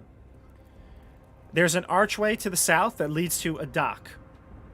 The opening provides the only illumination, although it is now nighttime, so it's moonlight coming in. So dim light.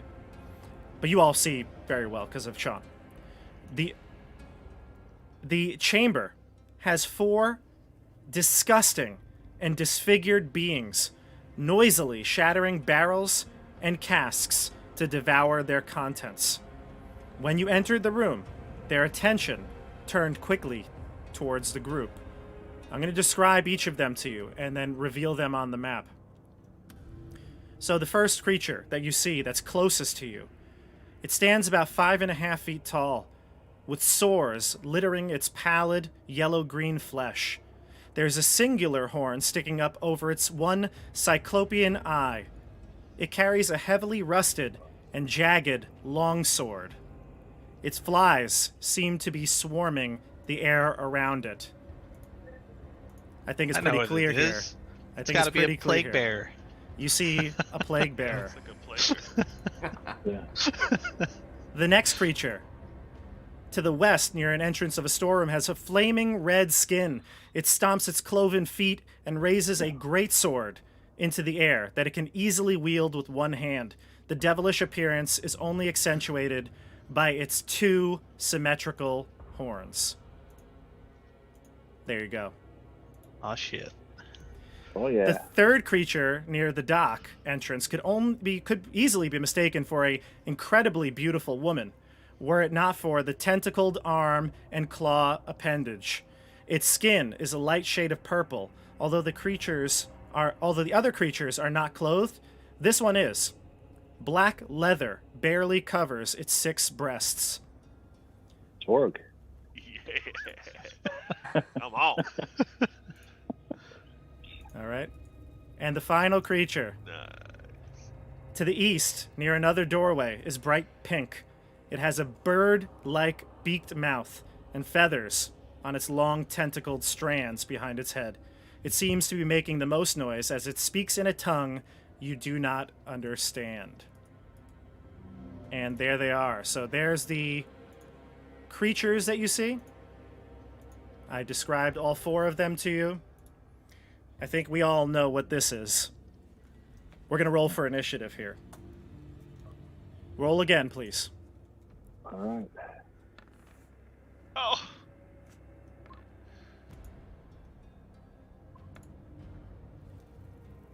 All right, so we got Fritz, a 15 for Hissus. Dobby, a 15.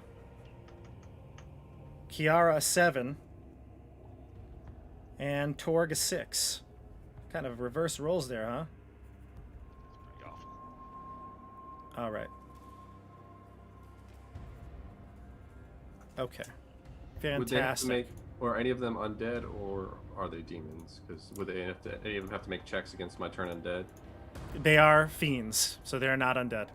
Gotcha. Yeah. All right. Here we go. I'm gonna roll for the demons next. Ruh-roh. Where are the Grey Knights when you need them? Yeah, right. Okay, so Plague Bearer, Bloodletter, Demonette, and the Horror. GW Inquisition's going to shut this stream down, man. This is unauthorized. They are Plague Monster and Blood Demon, Yeah. Tentacle Monster, and pinkish Magenta Monster. Yeah. There They we are go. generic monsters. No Yeah. affiliation with any other game system. All right. So let's begin. We're going to start with Dobby and or Hissus, whoever wants to go first. Quick question, Bobby, on semantics. hold person or hold monster? Hold monster. Count as hold monster, right? Correct. You want me to go first? You guys wanna have do? at it. You can go first. He has to go first, right? It was me or him. Yeah.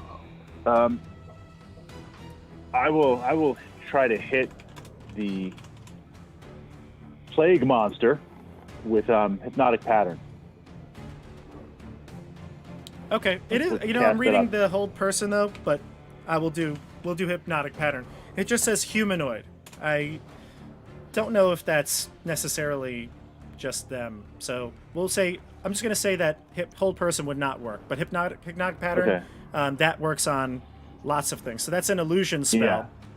Right. So where do you want to place it? It's a 30-foot cube. So I'm going to place it right between the red and the green monster, right in that square. Okay, I'm gonna draw a shape here. Yeah, draw me a shape. It's actually quite large. 1, 2, 3, 4, 5, 6. Actually, almost this whole room. It would be this big. Can you see that pink square I just drew? I can't, but if as much as I can catch, There if I it is. plant it in the center, there we go. I see it now. So that's Yeah, come on. that's So if we- the like here. Yeah, let's cast it right there. So we'll try and grab everybody. Okay. Show them the real chaos magic.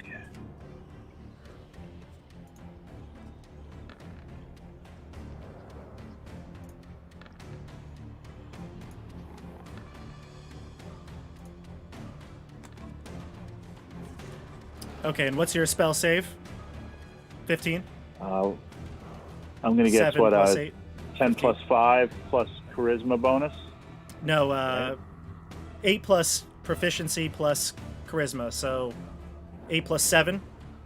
15. Yeah. Okay. So the pink one in the east corner, that one is going to see your hypnotic pattern for. The other ones are going to see what it is and know that it's an illusion. The pink one in the corner is going to fail. The irony of that. Yeah, right. Of course. Yeah. It rolled pretty bad. So on a failed save, the creature is charmed for the duration. Oh, it's a charm. I thought it was okay. I apologize, Fritz. Unfortunately, none of these creatures are affected by the spell. I apologize. I gave you false hope there. They seem All right, to well, it's worth a ignore shot. that entirely. Yeah. All right. Mental notes, everybody. Okay. I nudge Hisses to get out of the way a little bit. Stuck Yeah. behind you here. You are also visible now, Fritz. Yeah. Damn. Okay. All right. Dobby? All right.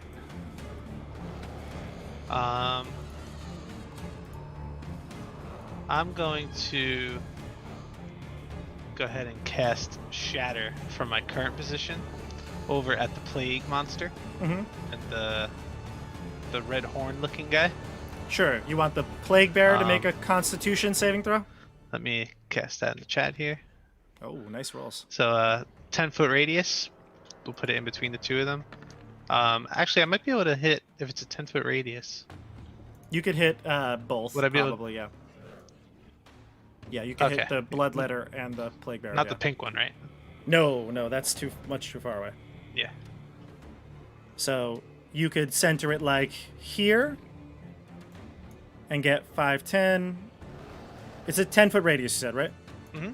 So if you centered it, yeah, here, you could get 2 of these, but not these 2, no. So we'll do one for the Bloodletter as well. All right. So I think they're both going to pass here, but you still do half the damage. So what was the total? It was 17 thunder damage. Okay, so 8 each. Okay, got it.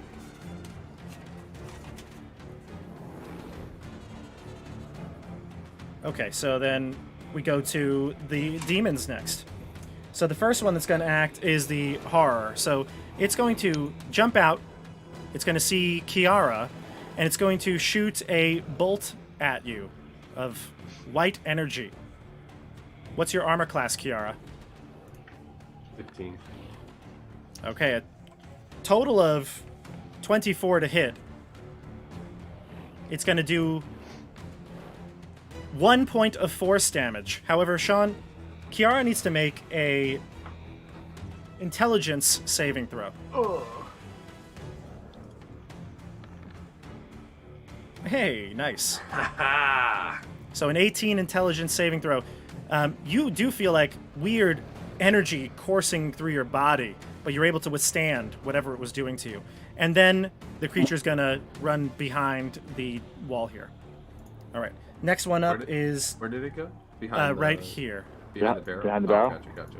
Okay, yeah. The Plague Bear goes next, and it's going to move, and you see this creature is much slower than the others. It's like a leg plagued with elephantitis, and it's just like kind of sauntering over to you. And it reaches this spot right here, and then it's going to emit this burst of filth out at all of you. Everyone give me a Constitution saving throw.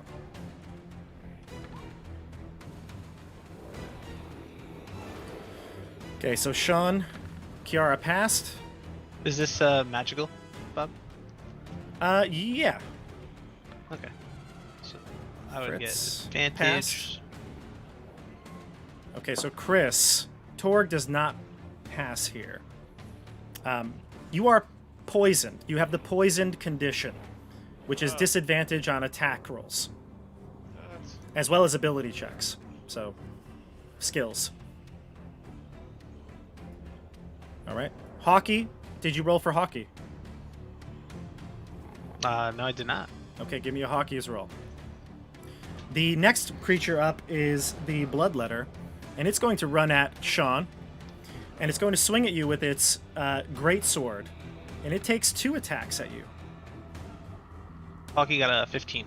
Okay, he passed. You said your AC was a 16, Sean? 15. 15, okay. You're going to get hit twice with the Bloodletter's greatsword here. It's going to end up doing... Jeez. 11 slashing damage and 6 fire damage. And it's going to do that again with its second hit. Wow. So it's going to end up doing 9. So that's a total of 13 and 1 fire. So I'm going to give you the total here because I think it's easier to think of it that way. So it's going to be a total of 11 and 13. So 24 slashing damage and 7 fire. So 31 damage? Jesus. 31 damage, yep. Oh my god. And last but not least, the Demonette is going to go. And this one's going to go 1, 2, 3, 4, 5, 6, 7. This one has unusual speed compared to the rest. And this one sees Torg. And it's going to try to grab you with its tentacled arm, Torg. So it saw through the hide? It saw through the hide. The others did not. But this one seemed to pick you right out. Nice. But I don't think it's going to hit with a total of... Oh, no, it does. Because you're a 15, right?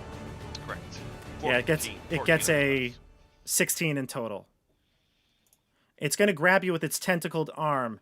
You're going to take 7 slashing damage from this. And you are going to make an athletics check or an acrobatics check to avoid being grappled by the tentacle. Okay. Acrobatics. You succeed, so you push away the tentacle, even though it did kind of lacerate your arm. All right, and then we go to Torg. Kiara, sorry, apologize. Kiara's first. Okay. So if something says it's a bonus action, I can do something else first? Correct. Okay. So I would probably try to attack the stupid flaming sword guy Sure. and then try to heal myself. You could, yeah. What's the healing one? The aura thing that you have? No, I think I don't know. I was trying to figure out what's my best healing spell. Just healing word. So healing word is the bonus action one. That's what you're referring to, right? Yeah, it's the first level spell. Yeah. The problem is it doesn't heal that much. It only heals what is it? A D4 plus your ability. So D4 plus 4. Although if you cast it higher, That's what I'm saying. I would cast it as a level 3. Okay, so it'd be 3d4 plus 4. Yeah. Okay, you could do that. I mean, I don't see any other spell that would heal me more. No, probably not more, and not as a bonus action. Right. Okay, go for it. Yeah, because I don't have Cure Wounds, actually. Oh, I didn't okay. see that one on the list. That one Okay. was better. All right, so roll your d4s. 3d4 plus 4, and then you'll do your attack. Okay. 3 d4s. Nice. So you heal 12 hit points. Okay, that's better than not. Yeah, of course. Okay, and then I would make an attack, right? Yep. So you roll attack with your rapier. You can hit that rapier attack button. Ooh, 25. Nice. Mess it Nice. up. And then hit the damage below it with the rapier button on the chat.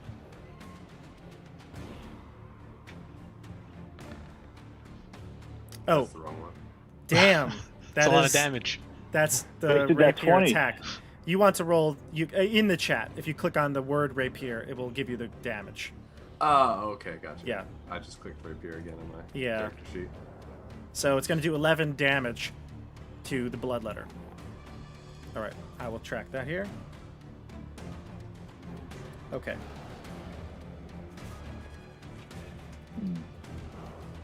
All right. Now we go to Chris, Torg. What's Torg doing here?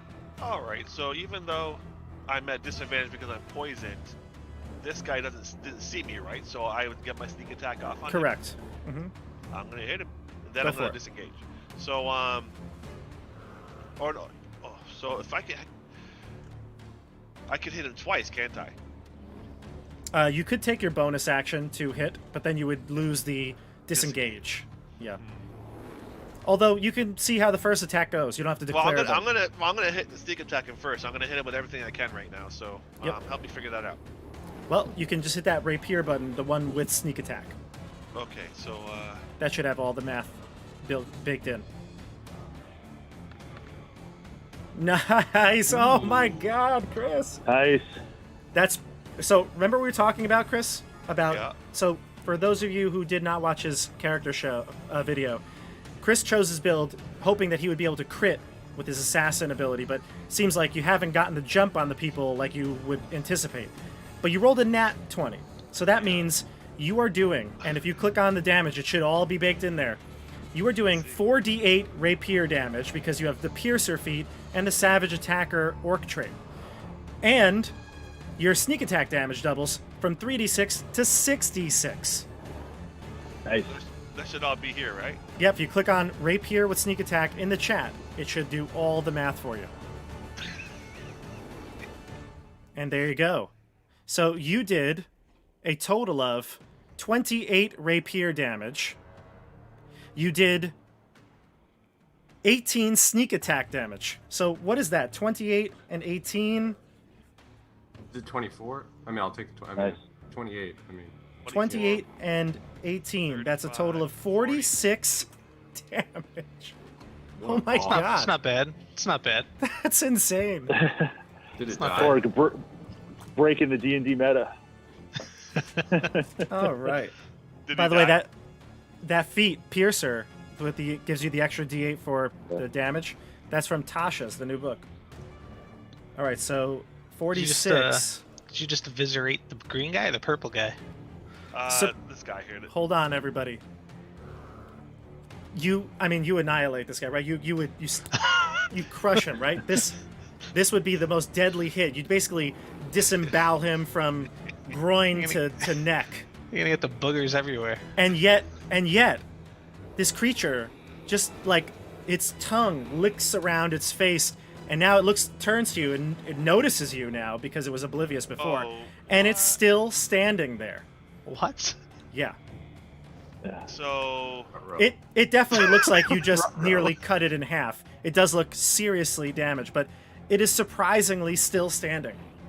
Those damn Disgustingly feel no resilient, pains. you Yeah. might say. Some might say that they are disgustingly resilient. It's not feeling any pain. It's not feeling pain. It actually looks like it enjoyed what you just did. Hit it again. my. Yeah, smack it again. Bonus So attack? Hit it again. If I choose to hit it again, will that have any kind of bonuses to it? You will just simply get your d6 for the short sword, and to damage. That's basically it. All right, I'm gonna disengage. Okay. Fantastic. Yeah, Hit it again. He's about to swing that pimp stick at me. Nah. He's got 2 hit points left.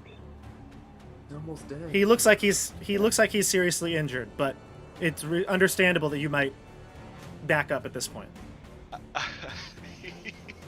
Okay, so Torg, the bloodthirsty murderer, will stand in and go for the kill. Okay, let's do it. Yeah. Because that's kind of he would go for do the kill. it. He sees blood in the water. He thinks he might be able to pull the kill off with a second hit instead of us. Plus, not that he really cares about the safety of his party members. Backing out would kind of leave them exposed. So, Let's go. Kiara's going down if you back out. So I'm probably the closest we have to a tank, I guess. Basically, let's do it. Except for Kiara. Okay, so I'm gonna hit him. I'm gonna take that swing. Let's So go. is there any tricky stuff I can do to kind of improve this attack? There really isn't. You used your sneak attack. All your other stuff goes off on a crit. So it's just Roll another 20. do it. Rolling. Okay, Yeah. so I get to roll You can do it again. Here we go. Roll another Do 20. it. 24. You hit. Okay. Roll your d6 short sword damage. Nice. All right. So because it's the offhand weapon, you actually don't add anything to it. So it's just a 4. But you then come down on top, splitting his cyclopean eye, and the plague bearer basically falls to the floor. All the bile and acid that's filling inside it spews out onto the floor, kind of lapping up to the steps that you're standing on. So the plague Nice. bearer is gone. That's one. He We gonna have get the one. high ground. All right. Now let's go to the top of the order here. And let's go to Dobby, or Hissus went first. Hissus is first. Where's so that the- pink guy? He's hiding behind He's the wall. hiding. So the only thing we hit was the non-plague bearer, plague bearer, right? No. The other demons are uninjured. The other, You- the red The one's blood, the eight bloodletter's, damage. the bloodletter's injured. The bloodletter, yeah, the red demon is down 19 points. Okay. I'm gonna spit acid on him. Okay. Which spell is this? Oh, this is your I'm gonna breath. I'm gonna use my breath weapon. Get a little bit of that dragon magic going here. Okay. Do you want Dragon to magic. do you want to maneuver yourself before you do it? It's a line. It's a line. So if I maneuver, can I maneuver, spit it, and then take a 5-foot step back? You could. You can go 4 more feet. So let's say you wanted to go to, actually, just for example, if you went down here to try to get both of them, that's only 3 steps. You still have 3 more. All right. So then if I go there and I hit them both, then I could move somewhere like back here. Correct. Although you would take an attack of opportunity by moving away from the bloodletter. One single attack. He'll toast me. I've got like no armor class.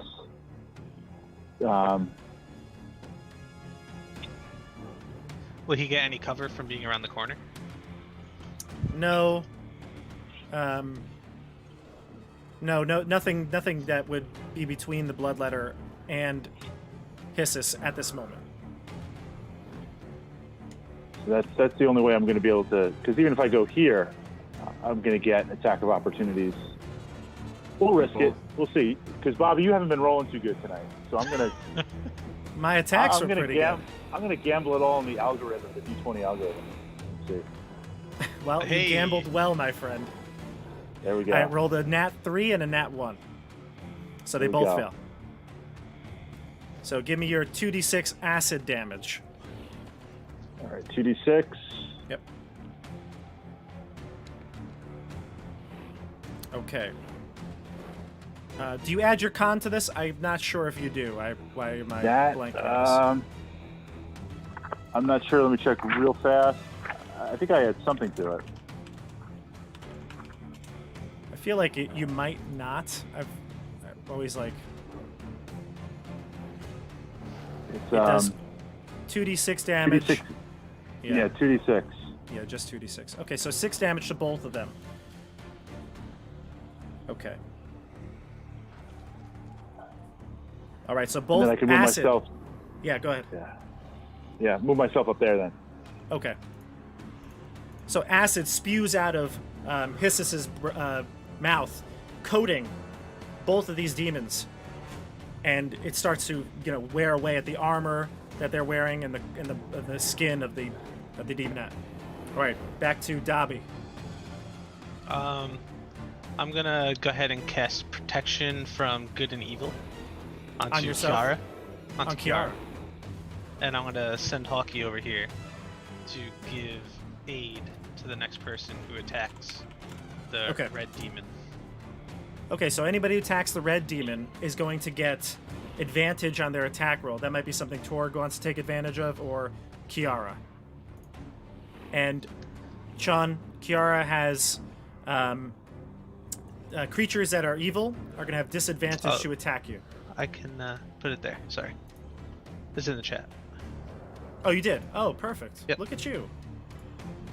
Savvy. Yeah. All right. All right, so then we go to the demons. This creature is going to touch both, engage with both Kiara and Torg, and it's going to look to...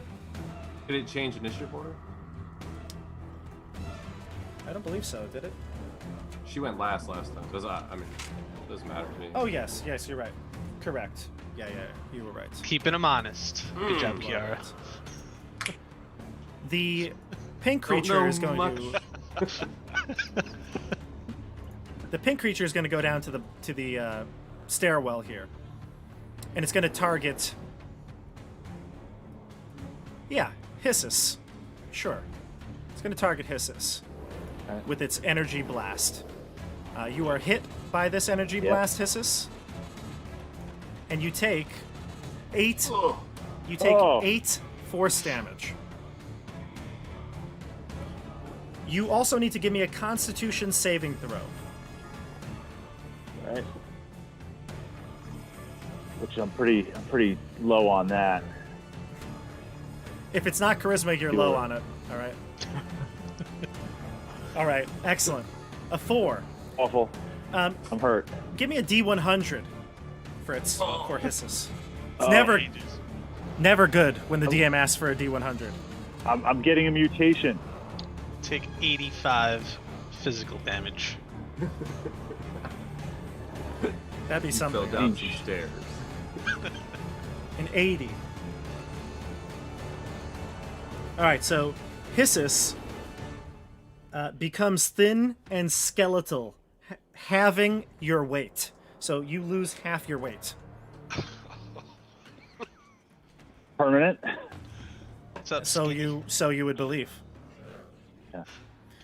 Change is happening. Front row. All right. And the creature is going to take the rest of its movement, because that was 5, 10, 15, 20, the rest of its movement to go beyond the stairwell. Then we go to the red demon. The red demon's going to spend both of its attacks on Kiara. Uh-oh. Disadvantage. Uh-oh. Yep, disadvantage. I'm rolling d12s. Great. All right, so it's still going to hit on the first attack, because a 12 is going to still be a 19 for it. Let's do the damage. Not good. You're going to take 13 slashing and 2 fire. Uh-oh. Front row. Are you alive? I have 3 health. All right, it's going to attack again. Oh no! Please miss, please miss. The disadvantage saves you here. Roll the 5. So it's going to miss, and Kiara, with her last ditch effort to avoid the blade, ends up looking back at Dobby, acknowledging the help. All right. So then the demon with many breasts turns the corner, and this time faces Torg perfectly, like just straight on. Torg, give me a charisma saving throw. Oh. Uh-oh. Roll high. It's giving you the looks. Oh! Is that a natural? It That's is a nat 20. Doesn't that look like a leaner, though? It's a nat 20. No, computer says it's a nat 20. Oh, that's not what we did for ability scores, Sean. We've got to be consistent. Well, that was a D6. You could tell that it was leaning. This is Right. harder to tell. We should Right, get bump- another bump the D20 computer. and put it on top. See if it balances. Bump the computer. Somebody shake the table a little bit. All right, so Chris, this creature tries to lure you, and for a quick and brief moment, you want to give in. I mean, you see this beautiful creature I before want to you. grab those boobies. The black leather, it really is There's enticing. 6 But of them. you snap out of it, and you realize that this thing is going to lure you in and kill you. So you break that bond. It's still going to try to punch you with its crab claw. Alright. So you leave me crabs? I think I hit a total of I have a 18. 14 AC. Okay, so then 18 will hit you. You're going to take... Whoops, I rolled too many dice there. We'll take the first one. You're going to take a total of 7 piercing damage from the crab-like claw. Okay. All right, that's the bad guy's turn. Let's go to our bottom of the initiative. Kiara. The bottom of the initiative. I gotta get rid of Flame Demon. I feel like that's a... You have advantage on the flame guy. There's I'm 2. gonna jump Just in there and attack that flame demon next. So So, question on things I can do. Like, for me to attack it and heal again, can I not move? Is that how that No, works? so movement is independent from actions. Everyone gets a standard movement range, and then you can choose to do bonus actions or actions on top of it. However, if you Okay. leave the engaged square, you'll take an attack of opportunity. It's one singular attack. Right, but if I move, say... can I just move it on the screen? It doesn't matter, right? If Yeah, I you move can it move screen, here, yeah. I'm still in the engagement range, but this allows Torque to get that engagement range? Correct. It's the equivalent of consolidating in, Sean. You're good. Yeah. Pile in. It's a pile-in move. Bobby, yes. I have The a king quick of question pylons. here. For uncanny dodge, I could use my reaction to half the attack against me. You How's can. that work? So you just declare as a reaction, which you get once per round, to half the damage you take. So if you'd like to take it now because you knew that was the last damage you'd take this round, you can. Yeah, I would have. Yeah, I wanted to do that. Sure. So half that 8 to 4. All right, Although then it I does take your reaction, so no attacks of opportunity and things like that. Okay, I'll Okay. take the influence back. So then I would swing at him and then heal myself? I guess? Correct. You could do the same mechanic you did last time as a bonus Yeah, action. Same mechanics. All right, Do you want so- to use it at 3rd level, though? That would be your final 3rd level spell. Yeah, I mean, I got 3 health left. Okay. I need some help. That's fine. This Go fight for is it. still going on. We still got three dudes. So that'd be 3d4 again. Yeah. Give me a big number. All right, so you heal 10. You want to use a command point on one of those? Yeah, do I command point as well? And then I would rapier, right? Yep. Nice. 25. That'll hit. Sweet. So 10 piercing damage to the red demon. This red demon's taking some serious damage here. All right. It hisses at you with its forked tongue. And we go to, last but not least, Torg. All Or right. get that son of a bitch. So I can step up here with no ill effects, correct? Correct. Okay, and then is there any way to get surprise? I know You I have have advantage. You have advantage because of Dobby's Bird. bird. Right, but I need surprise Oh, to ensure actually, my I assassin. apologize. Sean technically should have had the advantage because it was the first creature to attack it. Oh, okay. So then, but don't I get advantage because there's someone else engaged? not advantage, but sneak attack will proc when you hit. Okay, and then so there's no way to get surprised though, so I can use my assassinate on him. You could spend a bonus action to hide, but you'd have to justify where and how you could hide, and I'm not sure that would be easy. Right. Okay. So I'm not gonna get to pull off all that. Well, unless I roll a 20. Right, you could nat 20 it. Well, I'm gonna step up, and we gotta whittle him down. So I'm Yeah. gonna step up here and take it. Okay, sneak So, attack will proc though. So rapier with sneak attack, income. Yep. Ooh, a 10. Yeah, unfortunately,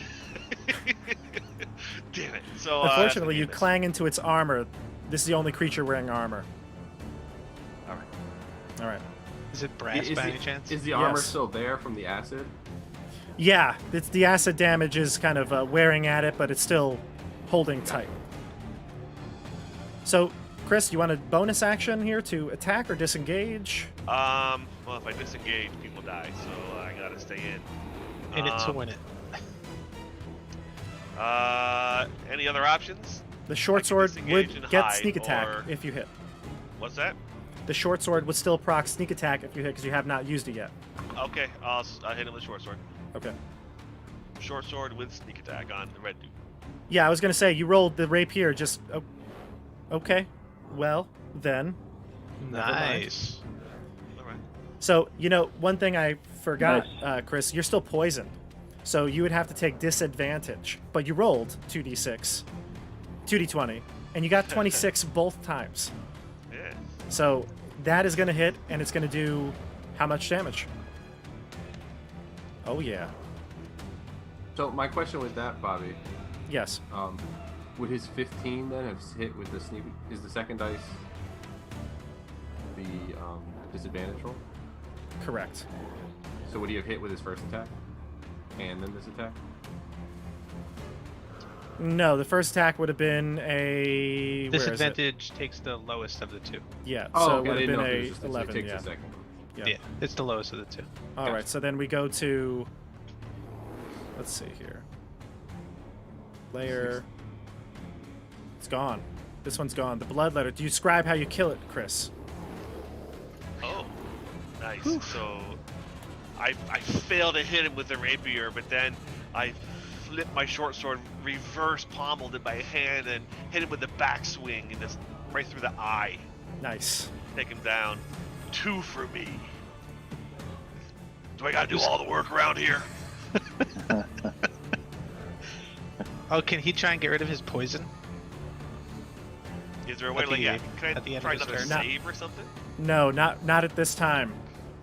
Shrug it off. I'm an orc. At the end of combat, if you want to analyze some ways to do it, perhaps, but probably magic. Got some chat going on here. Some people are, well, really just CJ making fun of us. We have to roll to hit, then roll for wounds, then roll for saves.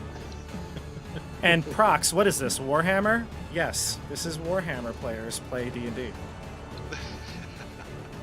All right, next we go to the top of the order here. Hissus. Let's do I want to throw invisibility on Torg? So this way you can get that sneak attack in, Ooh. Yeah. right? Let's so we'll do that. I'll throw invisibility on Torg, and then I will move back to there. Now you're talking. Hey, Bob, are we playing with the flanking rule in this? No, we are not. Oh. That's not part of Okay. the rules. That's a house rule, optional. rule. Ah, okay. We play rules as written. Fine. Okay. All right. Do we get a regiment bonus, or is that? Yeah. All right. So, Hissus, what did you do? Yeah. So I threw invisibility up on Torg, Okay. and I'm gonna mark then him. stepped back over into the corner there. Okay, great. So Torg, you go invisible. I put the little token marker next to you. Yeah. Dobby. Has the pink demon taken any damage thus far? Nope. No damage. This is a classic horror here. Sitting in the back. All right, I will cast Toll the Dead on her. Okay. That'll be a Wisdom saving throw. Yep. Gonna fail. That's 7 necrotic damage. Okay. Let's give its necrotic damage here. All right. All right, so 7 goes through I'll have Hawkeye move up a bit to 8 again. to 8 again. Okay. To the next person. Got it. All right, then it goes to the demons. The horror pops out. This time is going to attack Kiara. Naturally. Ooh, not going to hit this time. And again, going to pop back into the stairwell. Let's go to the demonette. This one's going to try to grab at Kiara because the only one next to it. It's going to use Tentacled Arm. This is going to hit with a total of 21. Disadvantage still? That is correct. Good call, Dobby. Huh. And not going to hit, I Gotta help believe, my with a squad. 13. A 13 does not hit, correct? Yeah, I'm 15. Yep. All right, so Nice. the tentacled arm goes out there and tries. Then the creature is going to use a bonus action to disengage and run backwards. What? She is Ooh, not it's I would. fast. Hit and run, I see. Yep. not escaping. All right. Now we go to Kiara.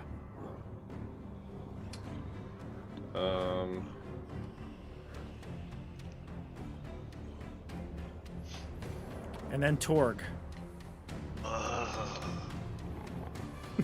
Torg is hilarious. Just He's a big he's dummy. like, oh, I get my hands on you, kitty. I'm gonna grab all 6 of them.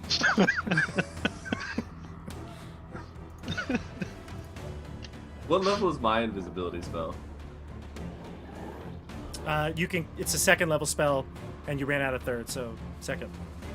Yeah. But it's like it's one I don't have to prepare, right? It's on my. Or did I have to prepare it? It's But on your it's on your domain. domain list. It's your domain, one of your domain spells. Yeah. Then you can you never have to prepare it. You just always can cast it. Yeah, that's what I Well, thought. as long as you have the spell slot available. Yeah. Yeah, I still have 2 more 2s. Okay. So then you're gonna cast invisibility on yourself. Yeah, so can I... Or should I heal first and then invisible? Because would healing make invisibility go away? No. When you attack, Okay, you so it doesn't matter. reveal yourself. Yeah, the order doesn't really matter, but you're gonna use that bonus action to heal again. Yeah. Okay, go for it. Alright, so that would be 2 2s. That'll be all my 2s then. So I will be 2d4 heal. Gotta get some more heals. Big ones. Yeah. CJ going on in the chat on you all. You got sorcerer, rogue, cleric, wizard, squishy characters. He says. So what do I get? I get +4 to this? Yeah, you get a +4 to the roll because of your wisdom. So it's 11. Yeah, And then I'm invisible. you are invisible. And then I can move forward? You have a 30-foot movement, so you can go any direction you really desire. I'm going to give you the invisible icon there. Just don't fill that slot in front of her so I can nail her. Yeah, I don't know how far I can move, so I'm just gonna go to there, I guess. Okay. All right, and then Torg. So, You can move just- to here if you wanted to. yeah, I'm gonna go. Get up there, Torg. I'm gonna go there and leave space for you guys to pile into. So, invisibility grants me the coveted surprise, right? Yes, it does. So I can use my assassinate on her. You actually still have to make a stealth check because you could be loud, Okay. but you'll get advantage on the attack roll. Okay, well, Okay, so we're going to take the first roll of a 13 because you have disadvantage on ability checks, but you have advantage from being invisible, so they'll counter each other. You can get all of your bonuses from sneaking up on someone. Okay, here it Nice, comes. nice. Oh yeah. Wow, look at that. A 14 to hit? Oh no. Yeah, 14, because the disadvantage is gonna force you to take that first roll. Yeah. The 14 does not Does hit. it advantage though override that? They counter each other, so you'd have a regular roll. So we're taking that 14, and it just misses. At the last moment, the demon hears the swing of the sword, the shing of the blade, and ducks with its otherworldly dexterity. And now you're visible. And then my other attack would not. You'd It would still be get... sneak. I think you would still get... Oh, wow, yeah. Yeah, because not part of the same action. No, so I think this would just be a regular attack. You could get... I'll say you can get sneak attack on it, but you're not going to be able to surprise her. Damn. Okay? So well, I'll give you the Or- sneak, but not the surprise element of the assassin Right. ability. so do I take it or do I back up a bit because I'm exposed? I don't know. Back up a bit, and I'll throw invisibility on you again because I got the top of the round. All right, so I'm gonna back out of there. So what do I do? You just move yourself. You have more movement. You went 5, 10, 15, 20, 25, 30. Oh no, you went too far. I went Actually. 30, You went 30. That's your max. so I can't. You I were can't here. Get out of there now, You cannot move. You have no more movement. so I can't back out. Right. But he can make you invisible where you are. Yeah, I so think he's might, just Yeah, I might, as worried. well, might as well swing again since you can't move. So since I can't get out, I might as well hit her again, right? Right. yeah.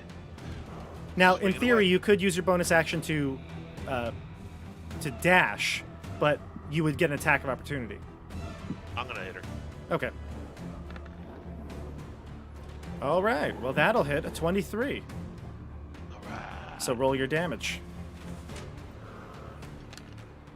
Oh, it's 15. Nice. Wow. All right. Nice. The demonette goes down. Alright.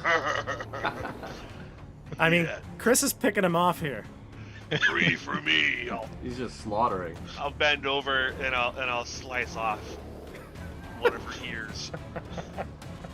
You thought I was gonna say something else, didn't you? Keepsake? Little keepsake? I'll slice off an ear. All right. So we go to Hissus and Dobby. You're next. Let's see. I'll move. Torg's bloodthirsty. Murderer.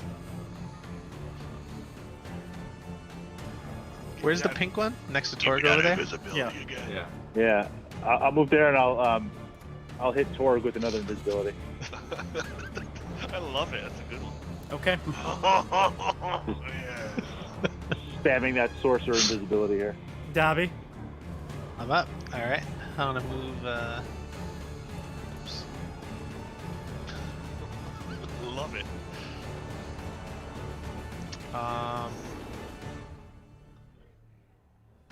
What do we got, Dobby? I don't think I could see it from here. I don't think so either. Is it over here in the corner? Yeah. Yeah, I don't think I could see it. All right. What do you want to cast? So I don't You got think fireball? Yeah, but I don't think I'm going to use a fireball on one little dude. Let's see, can I do anything else? I don't know. I don't think so. No, I think Dodge? that's it. So, yeah, Dodge I'm gonna action? just set myself as dodge and Hockey? send Hockey. Can Hockey can move? reach. Hockey He's got- can reach, actually, Yeah, he's got like a 40 or 60 foot fly speed. 60, yep. Yeah. So, All right. So move him to here. Yeah. Perfect. yep, right over there. Okay. Give aid to next attacker. All right. Then the horror goes, and it's going to blink out of existence and go behind Hissus and reappear. Oh, And it's going to cast its spell on you. Don't die. Need a Nat one. Yes. Nat one. Nice. All right, I must your have turn, tripped along the way. Kiara. It's my turn. Your turn, Kiara. Yep. Whoa, we're punching this thing. Or you got to get up there, man. Kill that thing. I should go here so Torg can come Yeah. the shortest Sure. possible route.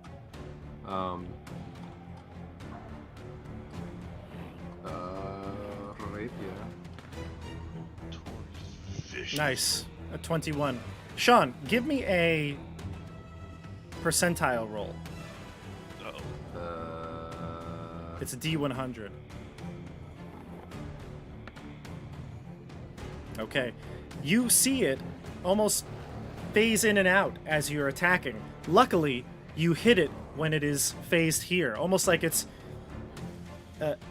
invulnerable at some moments, half the time.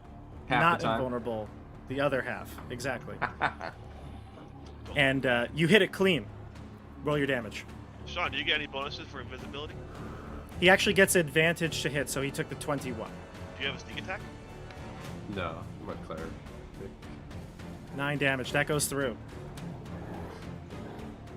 Make a Okay. knowledge check, 40k. Yeah, you could take. get an advantage. I would What is accept a this? religion or arcana check if you want to know What is more. this invulnerable you speak of? All right, so then we go to the. I guess it's everyone's favorite murderer, Torg. Torg. Everybody's All right. favorite invisible murderer. It's the best kind. Okay, so you want a stealth? Yeah, go ahead. There you go. Full on assassin mode here. Go He ahead. does hear a little bit of a giggle, but okay. It's too late Go. by the time he hears the giggle. So here it is. This is it. All the brutality coming at you, bud. Here you go. All right, so that's Come gonna on. hit. The 14 does hit it. Okay. So, excellent. You will get a critical hit because your assassin ability, assassinate. However, like I told Oh, no, Kiara, 50%, right? this thing has this almost like a invulnerable state that it could be in half the time. Okay, so I gotta go up to the die on the left side and hit the 100. Yep, and it's 50% or more you need. 90. Hey. Nice. That'll do. Chris, I'm just going to take this thing off, but you could roll your damage so we can all see what it does. Glory. Wait, that wasn't it. No, that wasn't it. Hit your rapier with... Oh, it has to count as a critical, so you're going to have to hit it twice. Okay. So we hit it again. Yep, we'll add it together. Okay, now you did roll exceptionally even or average with the rapier, so you wouldn't re-roll any with the piercer. But you're going to do a total of 17 piercing damage and 18 sneak attack damage. That is Nice. going to obliterate this pink demon. And that is going to be the end of combat. That's how you do it, boys. Is that 4 for Try to 4? take 'em. Shit. Four, He really- four. He really is 4 for 4. Just running back and forth across the room. That's great. Murder hoboing. He's Wow. just so happy with himself right now. I think you guys were a little scared that first round when they got the jump on you. Yeah, that red Well, one packed a did- punch. Yeah. It did about 32 points of damage to. I went down to 3 health 2 different times. Yeah. Yeah. It's alright, I saved you. You can thank me later. Wow. I got. Do we have any heals left? Because I need to get healed up. We might What need do to we take a have? rest. So Fritz, we just figured out the only strategy we need for the rest of the existence of these characters. keep invisibility on Torg, and we're good to go. Fritz, you look a little Sorcerer spam invisibility. Fritz, you look a little gaunt. That's all right. Can I make a knowledge check or anything to shake Yeah. that off, or that's gonna be permanent? I'll take an Arcana I don't check. I don't want to have to repaint my figure. See what we got. I rolled 2 for some reason. There we You go. rolled a 2. No, I rolled 2 dice. I got a 17 plus. Oh, gotcha. Yes, I see. think it's So- -1 because I got intelligence. Yeah, that's fine. So we'll take the first roll or whatever. So a 20, whatever it is, or no, -1. So 17. You said? Gotcha. Yeah. Okay. Obviously, you know these are demons, but you've never seen demons like this before. In fact, these demons seemed more vile and wretched than any of the demonkin you've come across. You've seen maybe a dretch before or something like that. This is different. They look These different. must be from a different layer of Avernus. Yeah, well, these would be the Abyss demons. Dobby, give me, because you've been in Avernus, you've seen many demons. Ah, yes, Give me I'm an expert. Give me a history check with advantage. Okay, well, there you go. 26. You've heard of perhaps these types of creatures before, Dobby. You were reading a book at Candlekeep when you were there researching Zariel and the demons, or the devils, I should say. There's a special place in the Abyss, almost to be rumored as a myth, called the Warp. It's a passageway that certain demonkin use to guide themselves through the material plane at long distances quickly. And it causes the most traumatizing chaos to anyone who tries to enter. Very few stories are written about it, but this seems to be your recollection. So there could be a tear in the warp somewhere around here, allowing these demons to pass There through. very easily could be. So we gotta use the alchemist fire to blow this place up after we loot all the money. Sounds like we have to destroy that warp portal. You If hear you a can. noise, Sean, coming from the barrels in the corner of the room. Should I throw a fireball over there? I guess investigate. Sure. No need to roll, but if you go over to the barrel, it's clear. You hear whimpering from inside the barrel. I open the barrel. Sure. You open the barrel, and squat in the barrel, sitting down, is a like a salt and pepper colored beard dwarf. And as soon as it sees you open the lid, it quickly stands up, head basically poking out of the barrel. And it wipes away any sort of tears it might have and says, Who are you? Who are you? You with the creatures? I am Kiara with a Z and 3 H's. Demigod of Twilight. Demigod.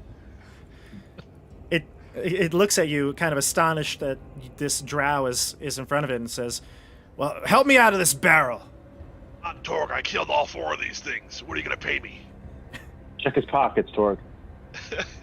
I'm not paying you anything. I demand to be your life. let go here.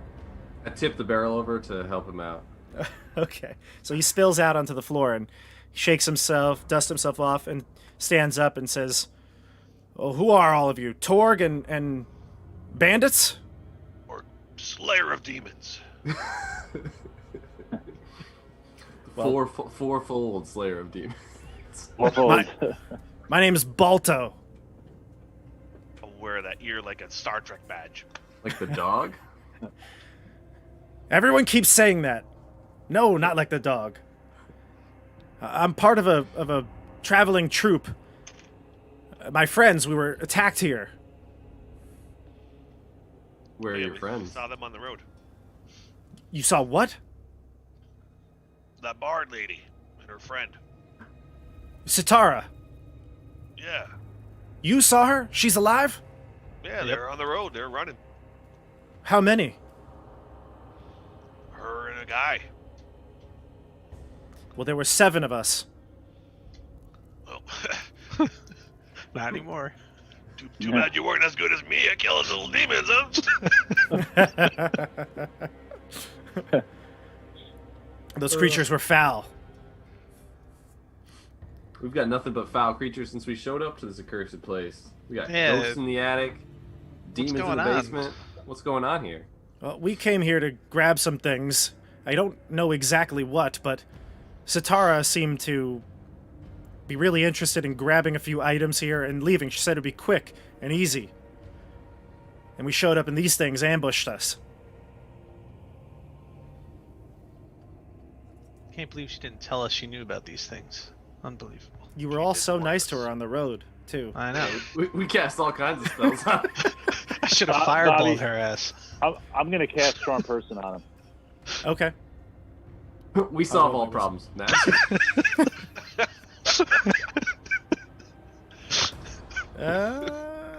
Let's see.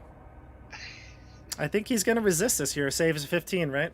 He's a bard. Yeah. So, Yeah. he's going to resist this. And he says, listen, you don't need to put your magic on me. I'm here to help. Whatever you need me to do, I'll do. What's his name I think again? that's the song. Are you the piano man? Oh, God.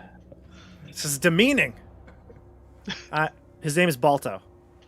What's the guy we're looking for? His name again? Sorry. Dinian Croninth. Where's Dinian? Oh, Dinian. He's the guy that, well, I don't know how much it matters now, but Satara was coming to grab a few things. Apparently, Dinian's dead. Or something. I don't know. What do you mean, apparently?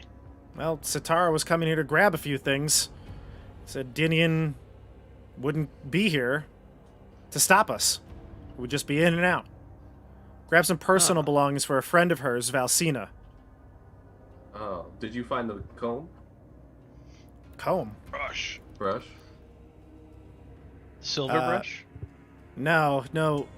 I would assume that Satara must have that. Oh. Sounds like you're lying.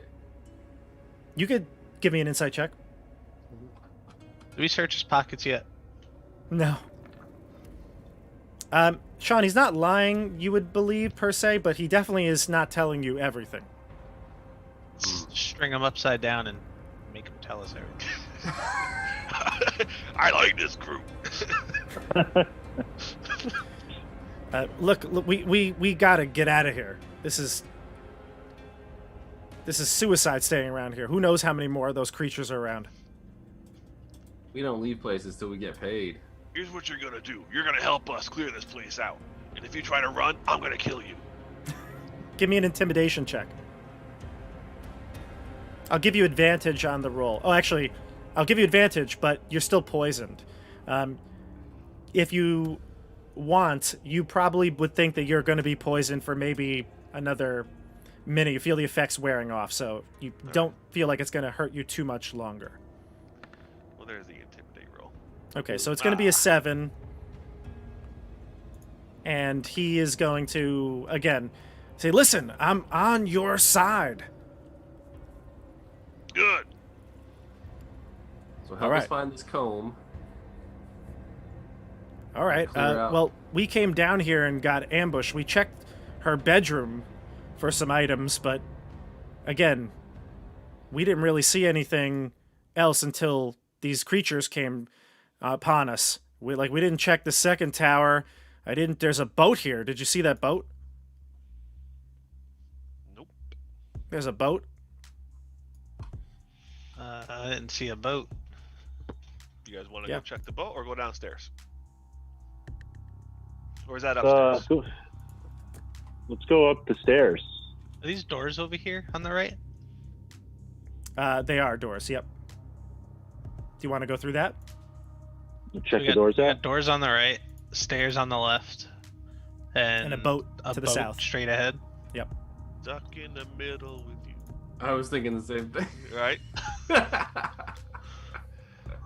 So I'll take the doors off so you can see. The double doors lead out to a platform. They basically a overlook over the ocean. There's no railing, so it's not OSHA friendly. And you notice that there's a boardwalk type wooden structure that goes up along the side of the station. Nothing important over here. All right. And over here. Doors. Yep, so all of these doors, which I will open up for you, Well, Bobby, All of these doors. I'm gonna apply a poison to my rapier.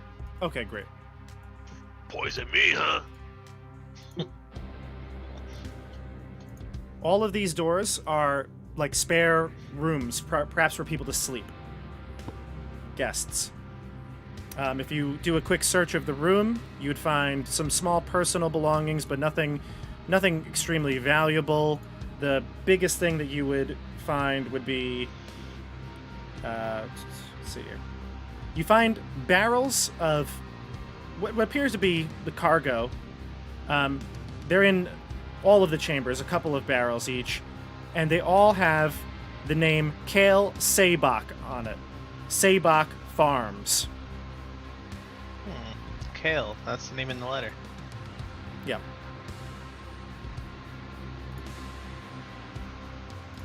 Kale was a farmer, or he owned a farm. He was. Okay. So where would you like to go next? Down or to the boat? Up Let's, or let's to the boat? secure the tower. Yeah, let's go up. Let's go Okay. up. I vote up. All right, I'll move you all. Or up. Okay. Up it is. I'll move you all to the other tower here. We got us a bard. I like bards. My familiar got left behind. I'll bring Hockey. Thank you. Sing for me, bard. So there's There. Balto. I gave you a token for Balto. Yay. And there's Dobby. Can All you right, be so my slave? We're still short of character. did we miss somebody? Who we miss? Nope, Torg's there. Oh, Just covered by Dobby. I am quite large. math. So this is clearly an observatory. At the top of the stairway, you find a chamber with many large windows. It appears to be overlooking the river. The windows are shuttered, and there's a large circular table in the center behind a large bronze brazier. Maps and charts hang on the walls between the windows. Numerous scrolls and pieces of parchment litter the table. Torg, why don't you start us off? Parchments on the table, you said? Mm-hmm. We'll start reading roughly through them. Sure. They're mostly calendars, ship logs, and materials for conducting trade. You do see an agreement that was ripped up. The name Kale Sabak at the top, dated just 2 days ago. Interesting. What's the agreement? It was for barrels of cheese that he was going to be storing here for pickup. Is that what the demons were eating downstairs? It was what was in the barrels, yep. Mhm. They were eating, rifling through it and eating it. All right. So, is that relevant? Do we care about barrels of cheese? I don't think so. I wouldn't think so. No. Cheese. Um, What's this Fritz? thing here? well, just go around. Fritz, what do you want to do? Okay. Just I guess look and see if any of the papers or maps are interesting. Anything worth taking? The charts You know, there and is a- maps on the wall are Guys, all I'm the gonna run to shipping bathroom routes. Real quick. All right, I'll be right back. Yeah, go ahead. Just don't turn your zoom screen off if you can. Agreed. I'll be Yeah. right back. Don't turn the zoom screen off. Do you want to take Oh. a quick break? We'll take a 5-minute break. Okay, Sure. we'll do that. We're gonna Yeah. take a quick Yeah. 5-minute break and then come back for the finale.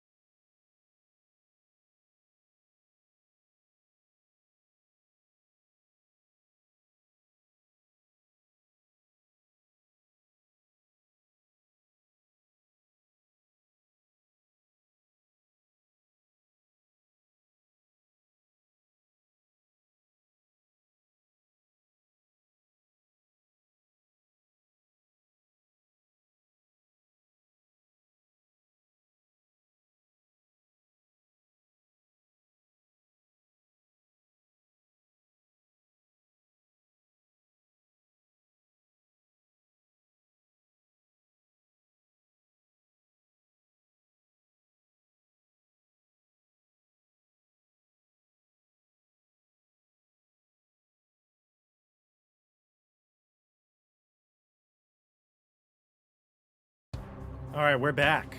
All right. We are. Torg, you need to Live. keep an eye on that bard. Oh, I am. If he's like corrupted or warp touched or something, come on. He's hanging out in a barrel while a bunch of demons are eating cheese. Like, I don't believe it. Hey, slave, can you heal? He like glares at you. I am no slave, not to an orc. Give us your berries. Does My berries. Yeah. Torg, or are some you food hurt at or all? something. Yeah, I'm down 10 hit points. Alright, so I can get you 8. Ooh, nice. Okay. I hit myself for my final 2. And I get 6 plus 8. 14 die? Hard to hear you, Sean. Yeah, you get 14. A little hard to hear 38. you. I don't know if you were far from your mic or something. No, sorry. That's all right. Changed. Did you say you healed? Yeah, I cast my last 2 healing spells on myself. I'm Okay, out of great. magic. All right, great. So what are you good for now? Nothing. You're going in first. All right. Yeah, I'm out of invisibility. I'm out of everything. Oh, no. Oh God. So, as you're looking over the room, Fritz, Hissus sees the maps. They're all the shipping routes that run along the river. Basically, any well-known route. They're all mapped out, pinned on the walls. This obviously looks like a functioning observatory for the tower. Okay. So, after a moment of kind of exploring this room and trying to figure out what's going on, you do feel wind start to pick up. And probably Kiara would feel this first. Your perception would pick this up. Wind starting to gust outside and within the room. Is there a window open? There would be. Fell wind is upon us. So Kiara alerts the group that there's a little bit of a wind picking up outside and blowing through the place. The air in the room starts to become humid, and the temperature, you start to feel it rise. Wind whipping around the room, and bright light rips into the air.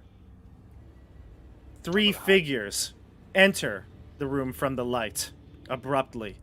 2 of them walk out gracefully. 1 of them is thrown to the floor and immediately vomits from whatever process that he just went through.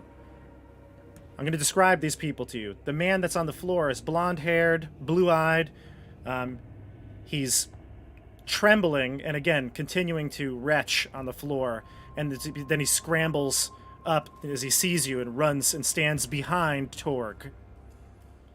The other 2 creatures, or people, that came through the portal, one of them has gray, sickly skin. Not green, gray. It appears to be undergoing some sort of transformation, but maybe paused at the moment. He's wearing fine clothes, although they are pretty worn. The other man is wearing typical, what you would think of like a sage's clothing, robes and things and such. This creature is human, or appears human, except for just the soulless look that he gives you. What do you do? I'm going to hide. Okay. You want to hide behind the stairwell or something? I moved over to the corner hoping to catch a shadow or something. Okay, a 17 stealth. Got it. And Fritz, Sean, Andrew, what do you want to do? Where did they appear in the room? I'm putting their tokens on right now, but right in the middle. Right there. Who So are this you? man- What are you doing here? So Oh, the no. Take a the step man that back here. yeah, the man that retched and vomited all over the floor, he ran behind Torg, and then Torg ran away. So the man is standing out in the open, really, but he runs to Kiara to kind of hide behind you. He's much taller than you, Kiara. Wasn't as tall as Torg, but man is like 6 feet tall. And he's cowering behind you. And he says, My name is Kale. Kale Sabak from Sabak Farms. Maybe you've heard of me. This man is assaulting me. Was it over some bad cheese? The cheese has nothing to do with it. This man is a monster. You must kill him. Okay, you're from the shadows. He's talking about the dwarf. No, he's referring to the man with the gray skin that is undergoing some sort of transformation. That would be this guy in the middle, right here. Who is he? And who's that other guy? I feel like we should attack him before he finishes transforming. Yeah, I'm gonna. So, can I strike? Well, you may, but I just want to clarify one thing. He looks like he's in the middle of a transformation, but it is paused, meaning, like, he's been slowly developing. He no longer looks purely human. His arms are probably more longer than they should be. You can see that his legs look like they're starting to bend backwards, almost like the hind legs of an animal. But he does have a humanoid look to him, and other than his gray, sickly skin, he does look like he's wearing noble clothing. Somebody's been spending too much time in the warp. Yeah. Who are you and why are you here? Yeah. So you approach and you question him, and he says, "Why don't you let my rapier in his face? Why don't you let Kale finish explaining? For this is all his doing." Kale? Kale? You all turn your gaze to Kale. Again, a 6-foot man could not look any smaller than this one right now. And he is now behind Balto, I guess. He gets really close to Balto. And he says, I didn't mean to do anything. I didn't know what he would become. Who would become? Dinian, this is Dinian Croninth, the horrible taskmaster of this station. He's an evil man, and he was evil before all of this. He owes us money. Dinian looks we all to... turn to look at Dinian. Dinian looks to Kiara when you say this, and he says, "Money is of no value to me anymore. Take it. Take whatever you would like here." Take your head. Just from the shadows, you hear that.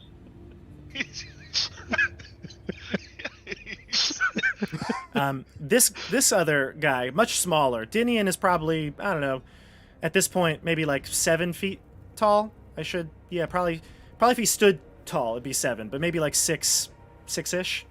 But he looks like he's hunched over. This man right here is much smaller, maybe like 5'2". He is wearing like wizardry robes. Oh.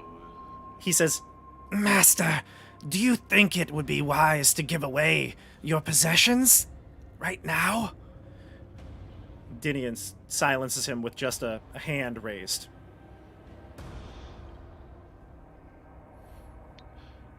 Can I strike? Yeah, if you'd like to, sure. I sure do. Wait a minute. I'm gonna hit that. Go ahead. You do not have surprise on him, though. What? Well, I'm going first. Oh, you can go first. Yeah. But, so long as I'm going first, it counts. You will get advantage on the roll. Attack rolls against any creature that hasn't taken a turn. In addition, any hit you score against the creature that is surprised is a critical hit. Okay, so Right. I don't get the critical. Right. Right? Because Right. he's not surprised. Exactly. Even though I ran out of the shadows. Mm-hmm. And like... And yelled and made He monster yelled, "I'm gonna noises. take your head." Take your head! Give me the head! Alright, so, here we go. Go Alright? for it. I'm done with all of you! Boom. Ruh-roh. All right, so you got an 8 to hit, correct? No advantage there. Oh, you do get advantage. I would have advantage, right? You do get advantage. Sorry, yes, because your poison is You have worn off at advantage this on point. attack rolls. The poison's gone, right? Yep. So you do hit. I have advantage on any creature that hasn't taken a turn yet. Yep. So roll for damage. And didn't you poison your blade? And my blade's poisoned. Yeah. You did. Okay. And then the poison was what? 1d4, I think. 1d4. Okay. So a total of 15 from the rapier and 3 from the poison. You get the sense that the poison might not have done anything to him. He kind of looks at the stab wound when you take it out of his like liver, and he looks at it, and he winces when he looks at it and touches it with his hand, but you know, he kind of just covers it up with another piece of a fold in his clothing. He's not going to strike back at you. In fact, he stops and says, "I have no quarrel with you. In fact, as I've said, anything you want here is yours. I want Kale." Oh, Why do you want Kale so badly? Kale, show them your scarf. And Kale looks at all of you, and he's Scarf? like, I don't know what he's talking about. Kale, show us the damn scarf. I think scar is what he meant. No, scarf. Scarf.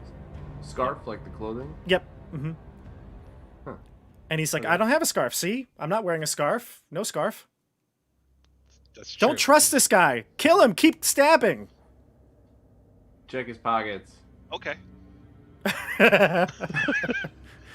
Torg, you kind of take his lunch money, and you find a black scarf in his pant pocket. It's folded up very neatly. Okay. Somebody better start answering some questions and telling me what's going on here, or I'm gonna start popping holes in all of you. Dinian then speaks and says, "That is not an ordinary scarf. That is a wondrous magical item, known to very few. It's called a Well of Many Worlds." Thor, tear it up. What? Tear it. How do Good. I use it? You see, Kale here, smooth-talked, my wife, Valsina, Oh. put ideas in her head. Like, just because I would lose my temper from time to time on her, that's reason to leave. And when he approached me about this, he said, I want to do the honorable thing. Right, Kale? Is that right? And Kale looks at you all and he goes, listen, I didn't know what it does. I didn't know what it could do. Gideon continues and says, you see, he challenged me to a duel. Here, out on the platform, looking over the water. He said, whoever wins Valsina's heart. He agreed. No magic or trickery would be used. It would be an honorable duel. Yet, just when I had him in my clutches, he laid out this scarf. And when I stumbled, I fell into it. It created a portal to another dimension, or so I thought. You see, it was actually the best thing he could have done. I met Varenthade here in the abyss. He showed me the warp and what power it can wield. So I'm here to finish my duel with Kale, and you can leave. Well, Let's leave and blow the place up. Kale says, "You can't leave me here. why You gotta not? help me." He claws at Torg's leather armor. You can't let me fight him. Look at him. This wouldn't be fair. Hey, you used the scarf, buddy. What scarf? And he now goes to the Dragonborn, to Hissus. Please, you can't leave. Let me fight him. Don't let me do this. I'll I'll turn him around to face Torg, and I'll cast Charm Person on him. What do you want to? What do you want to do when you charm him? Make him attack him. Make him go fight. I want to find out the real deal. Oh, okay. Like we're gonna find out. He fails. He fails. All right, so I'm gonna tell him just to calm down. Okay, you're my friend. I trust you. And just tell us the truth. I used the well, yes, but it was life and death. I was told that the scarf was just gonna, it could teleport people long distance. That's all I knew. I didn't think he would go to another plane of existence. I thought it would send him to the city or, out into the lake. And where did you get the scarf? Where did he get the scarf? I found it at a bazaar. I paid a lot of money for it. I tried to test it out, but I threw some small items in, like some, stones, and they never came back, so I assumed they just went a couple miles away, and I don't know. There's no way to really figure it out. I can't fight him. Look at him, he's a monster. Why is that our problem? Please, you have to help me. Dinian says, if you will accompany me to the dock, we will fight and finish our duel. I like that. Okay, so Chris, do you want to take Kale? Because he's not going to go willingly. Yeah, he's charmed. Oh yeah, he's charmed. That's right. So Fritz, if Hissus suggests it, perhaps he would do it. Yeah, let's suggest we go to the docks and Let's all talk a go little down. bit more. I want to see this play out. Let's go. Okay, I'll move everybody here. I'm down with this. Okay, so we go out to the overlook here, and Dinian. Let's see here. Yeah, so Dinian stands center in front of everybody here. His little lackey dude sits in the corner. You can place yourselves where you feel is appropriate. Dinian will stay near Hissus, so wherever Hissus goes, he will go. Kale, you mean? Sorry, Kale. Yeah, Kale. Balto is at the door. I'm gonna watch that guy. All right, so I'm gonna speak to him. To Dinian. To Dinian and tell him he only has one chance to make this right. Wait, are you? Sorry, I said Dinian, but did you mean Kale? Yeah, Kale. Okay. So just he has one chance to make this right. What about the dead ladies? Can we ask about them? Well, I'm gonna okay. ask him where's the comb or the brush. I'm gonna ask him that first. Kale. Yeah, does he know? Kale says, a brush? This seems like an odd time to be talking about a brush. It's important. It's a lucky charm. It's a lucky talisman. A brush from here? Yeah, it belonged to your. I mean, Valsina has her hairbrush. Yeah, where is it? She has it. She's at my farm. Where? Oh. At the farm. Okay. So this is he has one. I'm gonna whisper to him. He has one chance to redeem himself. Excuse yourself. Go get the alchemist's fire. And ignite yourself, immolate yourself in the duel. I don't believe the charm can force someone to kill themselves. So he's going to say, you can't be serious. If I fight him, I die. If I go do that, I die. I mean, there's a good chance you'll burn him before you burn yourself. No, I can't. I can't. Yeah. I can't do that. Yeah. Can you fight him for me? Fight in my stead? What's in it for us? I'll pay you whatever you want. My family's rich. We've got money. Please. He's basically crying at this point. I need to know about the dead women. Oh, those. Becky Those are doesn't like it. Those are my former wives. Why are they Dinian dead? says that. Dinian says that. Did you kill them? I mean, yes. Many years ago. I strike the wizard. The wizard? Wow. Okay. You always strike the weak, high damage guy first, right? Oh yeah. Okay. So at this point, we will go into full-on combat. Oh, We're gonna roll initiative here. I do not know how this is gonna play out. So let's roll We should initiative. have pocketed some of that alchemist fire. I got one. I have one. You got one. You got one.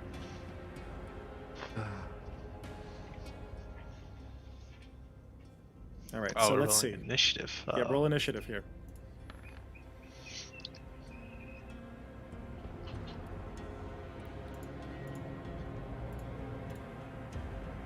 Oh. Fritz It's was supposed to about be a last. random algorithm. I still got some illusion spells. I got not much though. No invisibility. Wow, look at this.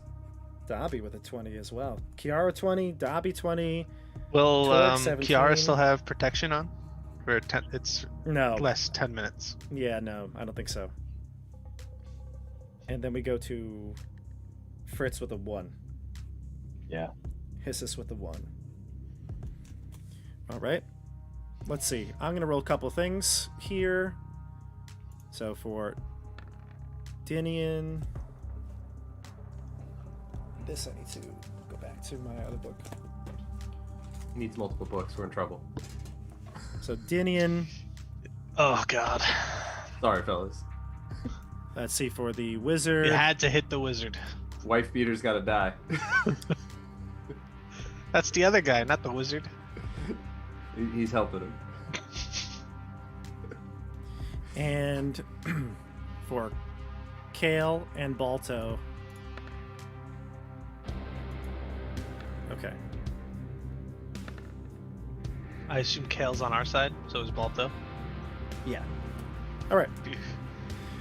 Let's go. Let's do this. Do I've it. got Dark Angel playing on the music. Huh. And crank it up a little bit. You have Blood Angel playing?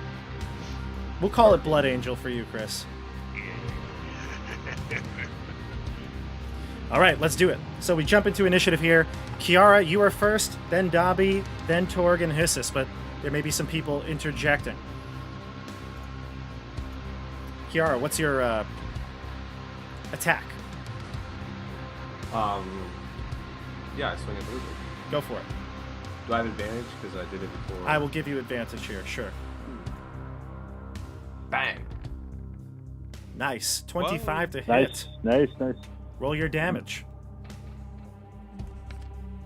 Ugh. 5 piercing. Got it. Okay. All right, so the wizard is very caught off guard, but recovers after the blow and realizes this is real, the real deal here. We go to, you can also bonus action or move, up to you if you have any things left you want to do. What can I bonus action? Well, it would have to be something that says you can do it as a bonus action, like your spell, but you might be out of, or may not be something you want to do. Oh, can I drop darkness on the wizard? I don't believe darkness is a bonus action. I believe that is a straight up regular Straight up action. Yeah. Gotcha. But you can stay there. You don't have to move if that's where you're content being, and we'll go to Dobby. Yeah, darkness is an action. It's you cast it on a 15-foot radius sphere somewhere you can see within 60 feet, and again, it's pure darkness. Non-magical light cannot illuminate it. So if you want to do that in the future. I'm gonna move to this corner here. Okay. Go for it. You know what? No, I'll stay there. All right, what's your action? Yeah, I'll stay there. Hawkeye will come here to aid against the big dude, and I will attempt to cast Cause Fear onto. His name is Damien, right? Dinian. Dinian? Yes. Dinian, yes. Okay. I will attempt to cause fear onto Dinian. Okay. So you do your incantation, and normally you've turned many away from this thing. Dinian looks at you and smiles. That will have no effect on me. Crap. All right. So then we go to Dinian is next. Dinian is going to kind of unrobe himself and stand tall. He's got massive forearms and clawed limbs, and he lumbers over towards Kale. Now,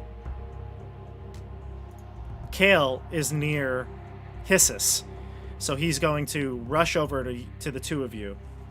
He's going to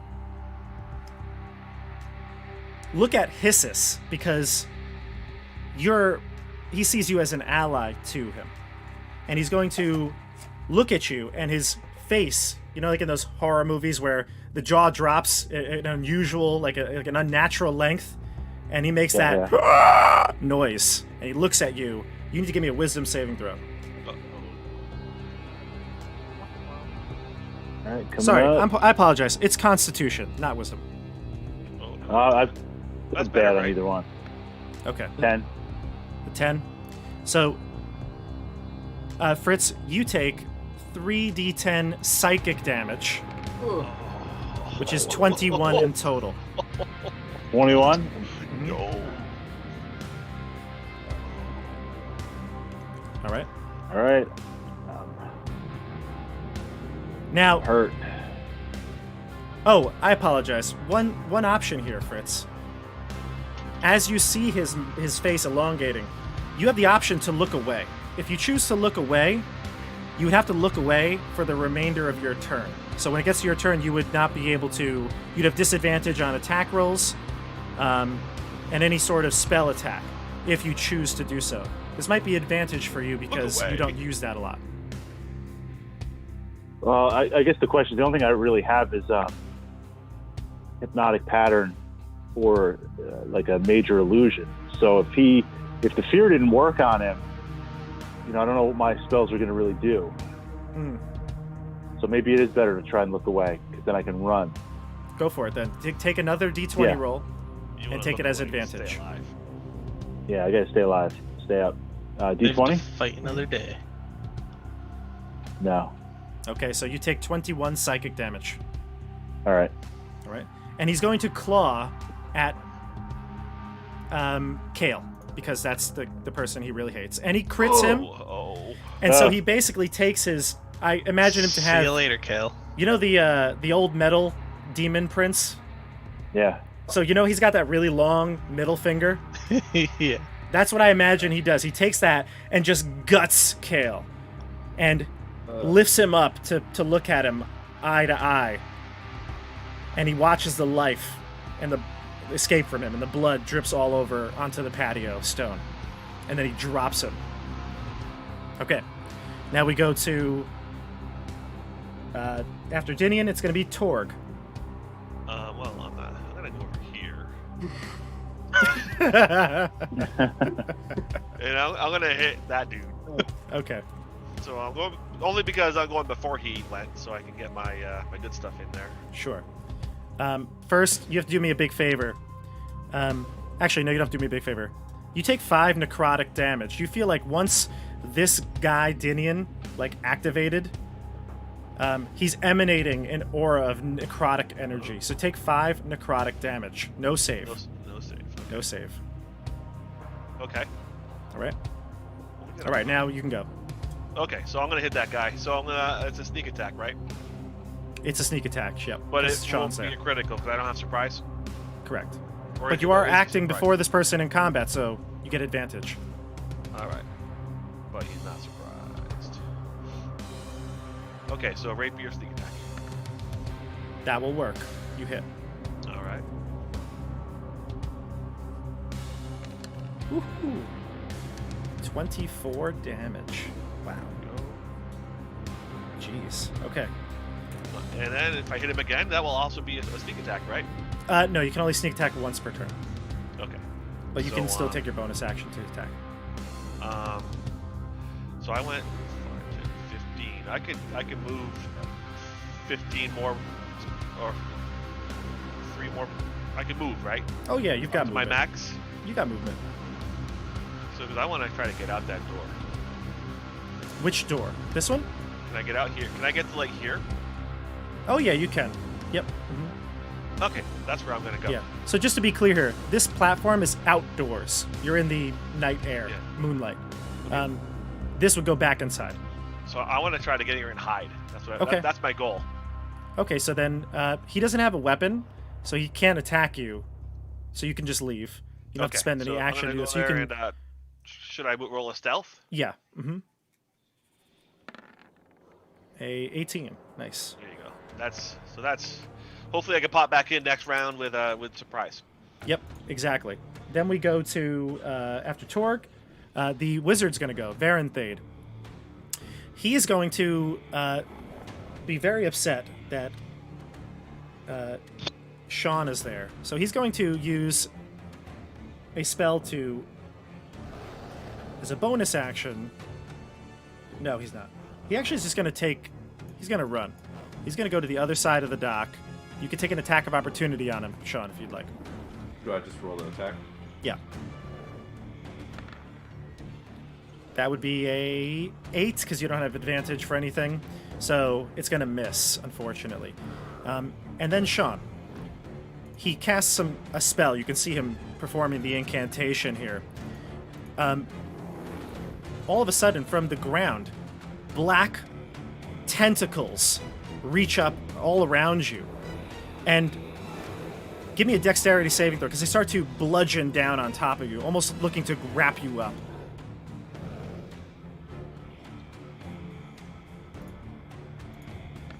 What do we got here? A 15? Okay.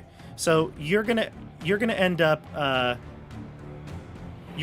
avoiding the damage, but you feel like these tentacles will be very hard to move around in. While you're under this spell, I will put the 20-foot aura around you. It's difficult terrain, so every space counts as 2. And if you try to move through them, you will most likely have to take the bludgeoning damage again, or attempt to avoid the bludgeoning damage again. Is that clear? Yeah. Okay. All right, so then we go to... Kale is dead. Balto is going to run. He's going to see Torg go out that way. He's going to go out that way. And then we go to Hissus. Is there any way I can avoid an attack of opportunity? Can I disengage and then run? You can disengage. Disengage would just be your action, and you have your movement.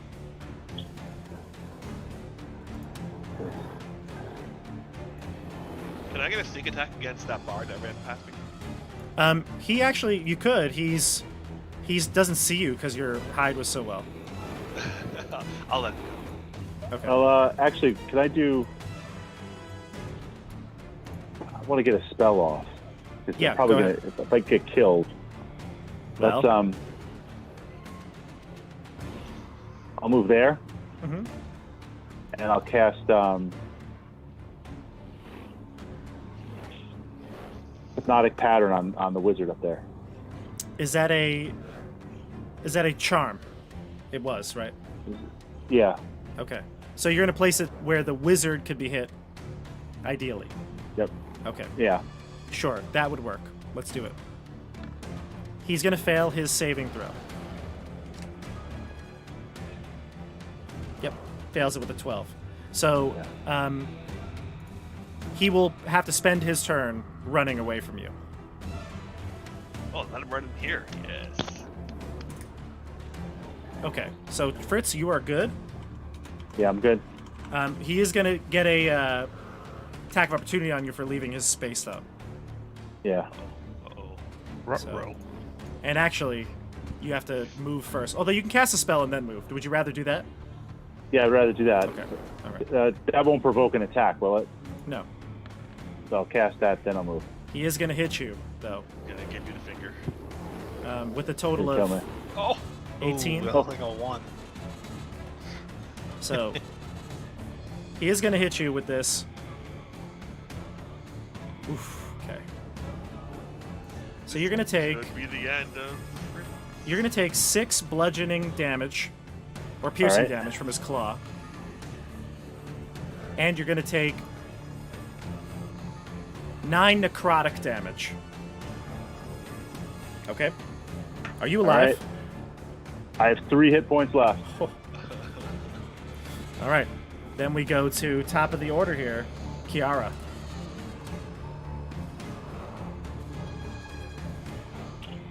I gotta punch the wizard, even though Take it down. I could take some bludgeoning on the way in, right? You Oh, could, sorry. I apologize. Actually, the creature of the hypnotic pattern, that's affected by the hypnotic pattern, is incapacitated. He has a speed of 0 and can't take actions, and he's going to drop Evard's black tentacles. So, Sean, your movement is not restricted anymore. Oh, it's so fucking. Okay. All right. So I should try to go punch him. Yeah, you get advantage on your attack roll to hit him. Okay. Boom. That will hit with an 18. 9 damage. Okay, he's looking real bad, and he doesn't look like he can defend himself either because he's stunned by the hypnotic pattern floating in the air. Okay, we go to Dobby. All right. I'm gonna go ahead and back myself up here. Okay. I'm going to send a fireball. Nice. Oh, sorry. Everyone. I totally forgot this. Fritz, you would be down because at the start of your turns, all of you, because you're within his range of his aura, are going to be taking 5 necrotic damage. So at the end of your turn, once you got that hit, you would go down. All right. All right. So would that be before my movement? So I'd be here. No, it'd be after your movement. It's when you move out of his range. So you were going here. It would be right here in this spot before you get out of his range. Dobby, take 5 necrotic damage. Sean, take 5 necrotic damage. I'm in his range too? 30 feet. Oh. And everyone on the platform is basically within range of him. Got it. He's Mortarian in this right now? Yep, he's Mortarian. Yep. Okay, so I think I was there. You said it was 30 feet. Yep. So I'm gonna scamper on over. 5, 10, 20. About there. I can see from here, right? That there's nothing blocking. There is nothing blocking. It's a clear open platform. Yep. Alright, I'm gonna send in a fireball. It's 20-foot radius, so I'm gonna probably send it somewhere around here. You know, Fritz behind is them. there though. What? Fritz is right Yeah, next so to him. since I'm an evoker, I could actually ignore That's right. my allies. That's Nice. right. So I'm just great. gonna position it so that it blasts the wizard and I keep forgetting Big his guy. name. The big Dinian guy. and the wizard. But it will at the same time be avoiding all of my allies. That's great. So it's like this, basically. Yeah. Correct. But I could even cast it over them and choose not to hurt them. Right, you can cast it over the side of the platform, and it would just hit there. Yeah. Okay, fireball. The wizard is dead. Yeah! All right. I don't know why I just did that. The wizard is dead. And how much damage did a fireball do? 25? 25. Okay. Dinian is going to make his dex save. And he succeeds. And you also feel like fire doesn't hurt him as much. He kind of shrugs off that damage pretty easily. Oh boy. Alright. Okay. So a And, total of 25 halves to 12, 12 halves to 6.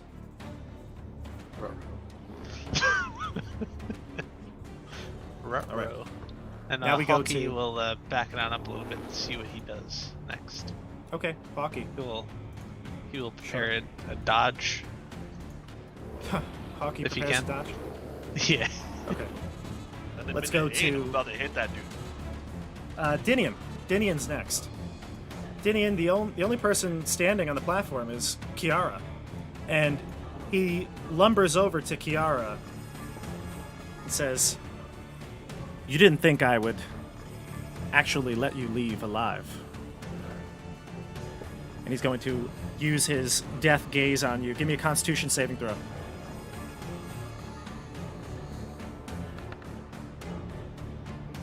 Okay, you pass. So you do not take the psychic damage. He is going to try to attack you with his claw. A total of 17 hits. Yeah, 15.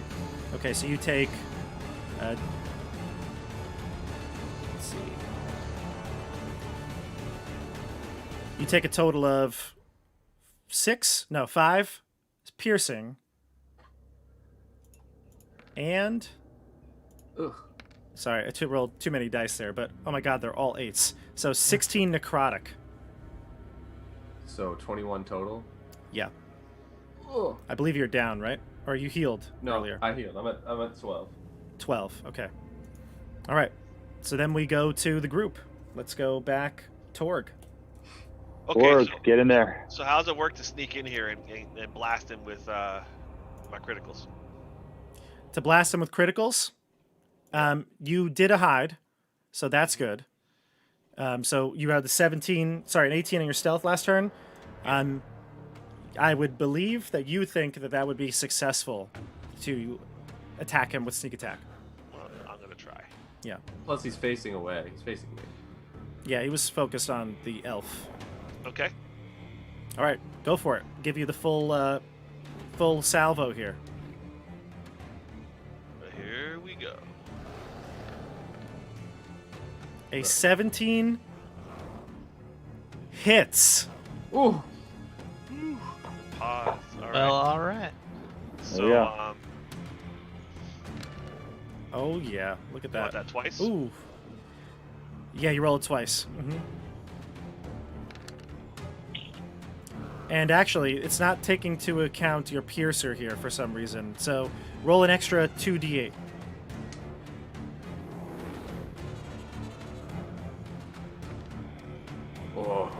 Okay, so it's going to be a total of 14 plus 11 piercing damage. So that's 25 piercing damage and 24 sneak attack. Is that correct? Yeah. All right, so 24 piercing. 24 sneak. Yeah, And 25 piercing. So a total of 49 damage. Correct? And Yeah. But again, you feel like this thing, like the Plague Bearer almost, turns around and just like doesn't bother it as much. Half the damage goes through. Ooh. Are you Okay. still tracking the damage Torg did to him? Yep, The he did upstairs? 15 up in the bell tower. Yeah. Yep. Okay, then we go to. so I can't hit him again, right? You could. No, you can't. No, you could. Bonus action's fine. Short sword. You could. Yeah. I'm Yeah, gonna. your I'm gonna offhand swing that. weapon. I'm gonna hit him with that, and that won't be a sneak attack. Correct. You won't get any real benefit from this. Just a d6 extra damage. Okay. I'll swing it. There you go. Okay. So you get a 20, that'll hit, and roll your damage for the short sword. All right, and you don't add the dex because it's an offhand weapon. The second weapon attack doesn't get that. So you just hit 3. So 3 actually goes down to 1. Nah. You always round down. So a couple of things here. Torg, you were out of the sight for the necrotic damage at the beginning of your turn, so you didn't have to take that. Okay. All right. All right, and now we go to after Torg. It's Kale and Balto and the wizard. The wizard's dead. Balto's hightailing it out of here. He's pretty much back up top right now. I will murder him, by the way. Okay. And then Kale is bleeding out on the floor. We go to Hissus. Give me a death saving throw. Yeah, I gotta try and stabilize. Yep. So a death save on a 10 or higher. That's a success. So you need to get 3 successes before 3 failures. A 1 counts as 2 failures. A 20 brings you back to life with 1 hit point. So you have All right. 1 success tracked. Now we go to Okay. Kiara.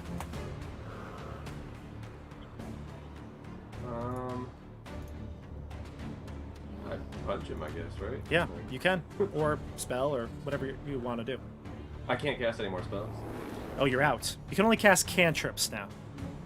I don't know how many cantrips you have that are damage dealing. None. Okay, so then, yeah, go for it. Rapier.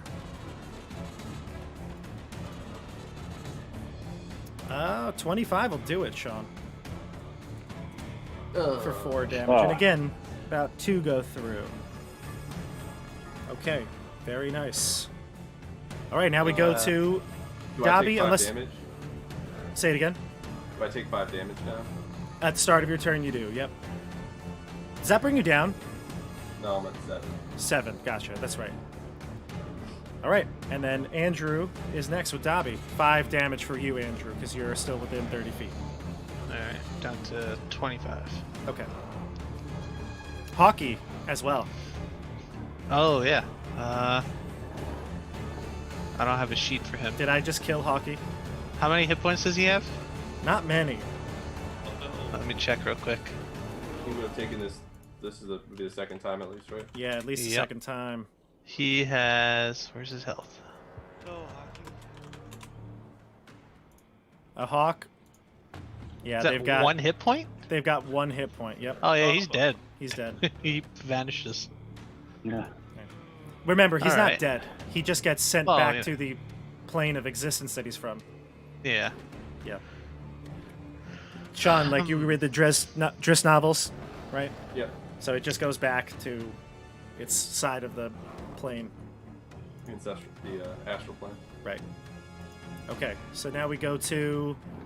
I guess Got it. I've, my magic is no good against this guy. He just turned 25 into, like, 5. 6. Yeah. Make Um, me invisible.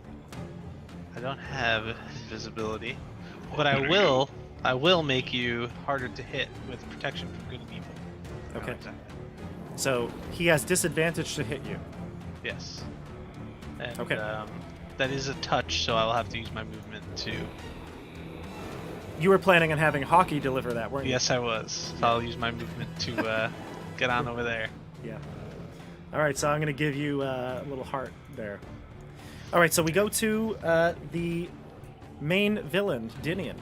Dinian is going to try to finish off the drow with a No. claw. It's me, I'm here. Kill me, I'm here. Oh! Sean, you take, Kiara takes 6 piercing damage and 12 necrotic. That's going to bring you below 0, but not double you up on your health. So you go down. You are not dead, you're dying. So I'm at 0. You're at 0. And I explained the process to Fritz. On your turn, you'll take Yeah. death saves. All right, so let's go to... Oh, no, and then, in a creepy, evil way, Dinian turns to Torg and is going to use the same death gaze at you for psychic damage. So it's up to you if you'd like to look away, but then you'd have disadvantage on your attack roll. But he is immune to some stuff with protection from good and evil. Not sure if Is it he immune affects to... this. Is he immune to psychic damage? He cannot be charmed, frightened, or possessed. That's about it. So it's just straight up damage then. Nope. No, Don't look No, away. no. Torg. Take it. No, no. I'm gonna take this. You are immune. Bobby will roll up. Nope, he's immune. Dobby, the frightened Yeah. condition. Ooh. Yay! It I'm does gonna not give work. Me your word. If they are not frightened. All right. Love it. All right, Torg. I laugh at my turn. Do you know how many demons I've killed today? One more coming. What I would give for a magical weapon right now. Whose turn Yeah. is it? Yours. Oh, mine. Okay, so I can't get a sneak attack off, right? Because There's Kiara's nobody down. within 5 feet of him. No. You gotta go old you- school, Torg. so I. Wait, would I have known that and moved to within 5 feet of him? Since I, don't was know. going over there anyway?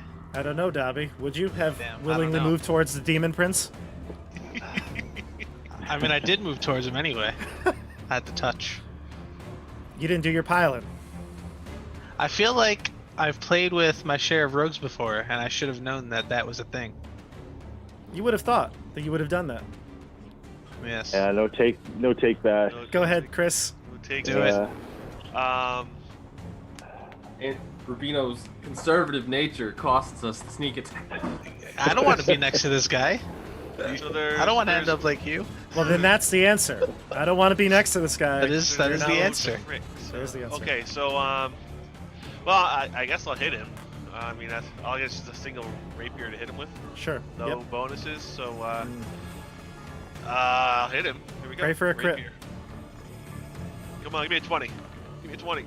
No, that's 14. not 20. Unfortunately, you don't hit him. Period. All right. Yeah. All right. So then I'm going to. I can move out right now. I can pull Yep. out of here. Yeah, you could use a bonus action to disengage and move. I will do that. Okay. Sorry, guys. I'm gonna sneak out and hide. He left me. Oh God, it's just Dobby. Oh my God. I gave you protection. Well, I'll be back next round. Oh God.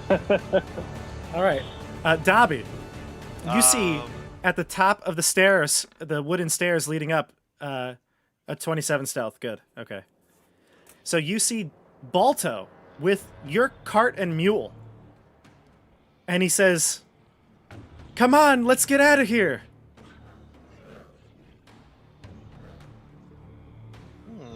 I do have that vial of alchemy fire. I could use a distraction. It's up to you. All right, so then we go to Hissus. Give me another death saving throw. Need that 20 so I can wake up and get out of here. It's another success. You'll be awake next turn, or stabilized a next turn. Yeah. Yeah. All right. Then we go to top of the order. Kiara, give me a death saving throw.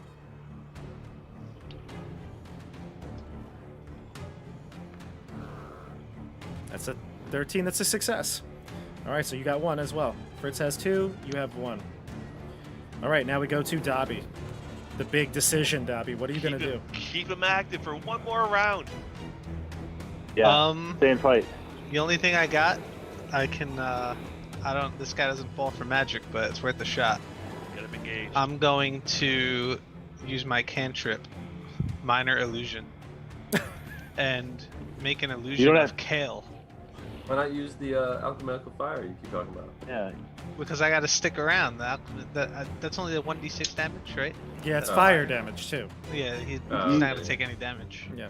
Mage hand and tickle him. Well, you know what always does damage? Magic missile. That's true. You took that, right? Yeah. Didn't you? You know what? I Yeah, do have a magic third missile. spell slot left. All right, this is what I'm gonna do. I'm gonna move over to 25 here to get ready to help Fritz, and I'm gonna cast a 3rd level magic missile. Ooh. So you got 5 Which- missiles coming out at this guy. Yeah, so it would be 3 plus 2 additional, right? So Yeah, 5 go for it. additional. Okay. So I'll have 1, 2, 3. Wow. So 5, 2, 7. Am I missing one? 4 is 11. 3 is 15. 1, 2, 3, 4. I'm missing 1 yet, and 2. So a total of 7, 8, 9, 10, 11, 12, 13, 14, 15, 16 damage. 16 damage. All right. We go to Dinian. He's going to stomp on over to Dobby. Bring it. Give me the death gaze save. If you want to avert your eyes, you can get advantage on this. You You is take this 5. magical? You take 5 as well from the necrotic Oh, aura. 5, yep. I'm down to 20. Is this magical damage? Yeah. Alright, so I'll have advantage naturally. What kind of saving throw is this? Okay. It's a fear effect. It's actually Constitution, but it is a fear effect. Constitution? Yep. 15 What's the total? on both. All right, you pass. So he tries to startle you, scare you with psychic damage, but you block it out. He's going to attack you with a claw, though. Alright, Here we go. let me know if it hits and I'll use my ability. It will hit. I will use shield, so I'll have 21 armor class. Wow, look at this. Nice reaction spell here. You block his claw. So he goes to come down on you with this claw, and he's stopped by like an invisible umbrella, basically, right before it comes to your face. and he's trying to Nice. push down on it, but you repel him. All right, Torg. Torg, I could use some help in here. Ask and you shall receive. The hand of Torg. Hey, I'm 5 feet away this time. Yeah, nice. All right, so here we go. All in. All in. All right. So is there anything else I can do? Oh, I couldn't have put my poison on there, right? It's an action, so That would no, take you another action. Yeah. So I'm just gonna swing away. The poison didn't do anything last time. 24. You Oh, that's hit, right. Chris. Poison would have hurt him. Okay, so that's this is yeah. So here it is. Let's see what you got. Yeah. That wasn't everything, right? So Nope, you're gonna roll it again, and then you again. roll 2d8 more. And give you 2 more d8. Wow. So 9, Nice. 6, 23 piercing damage, 25 sneak attack damage, for a total of 24 damage going through. Chris, tell me how you kill your 5th demon of the game. Yeah. So what I do is I dive through his legs and ram my rapier up into his asshole so that the point of the rapier comes through his abdomen and tickles Dobie. It actually undoes Dobie's fly so his pants fall down about his legs. Embarrassment. Oh That my is what I do.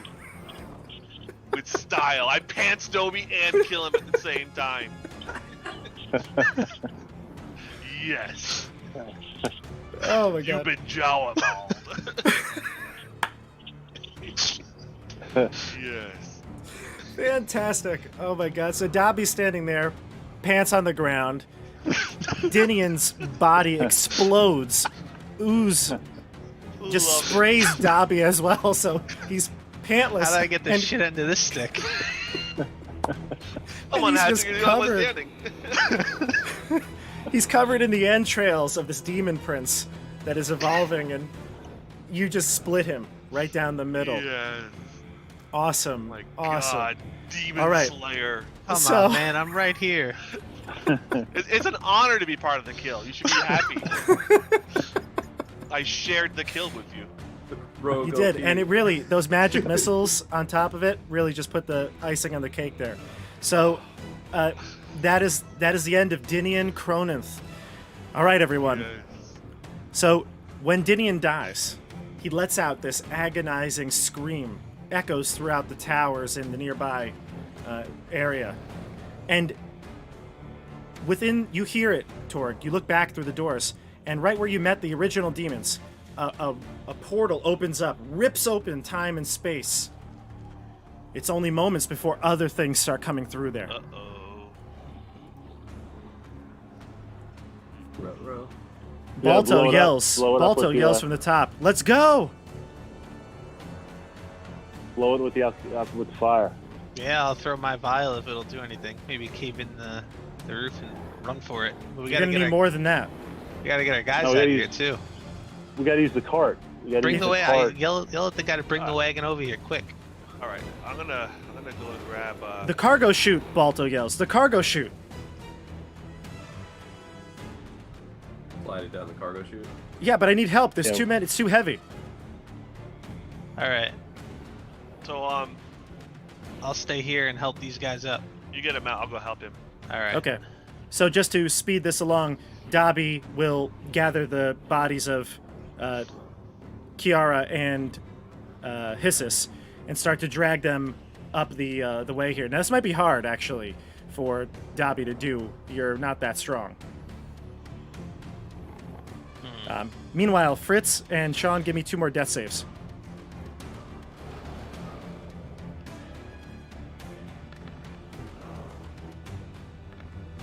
All right, so Fritz, you're stabilized. You're not going to die. Sean, that will count as 1 fail to 5. So you have 1 fail, 1 success. So like I could grab Hissus and 2 like, success. put him over my shoulder and cart him out Correct. of here, right? And then go and Yeah. help him.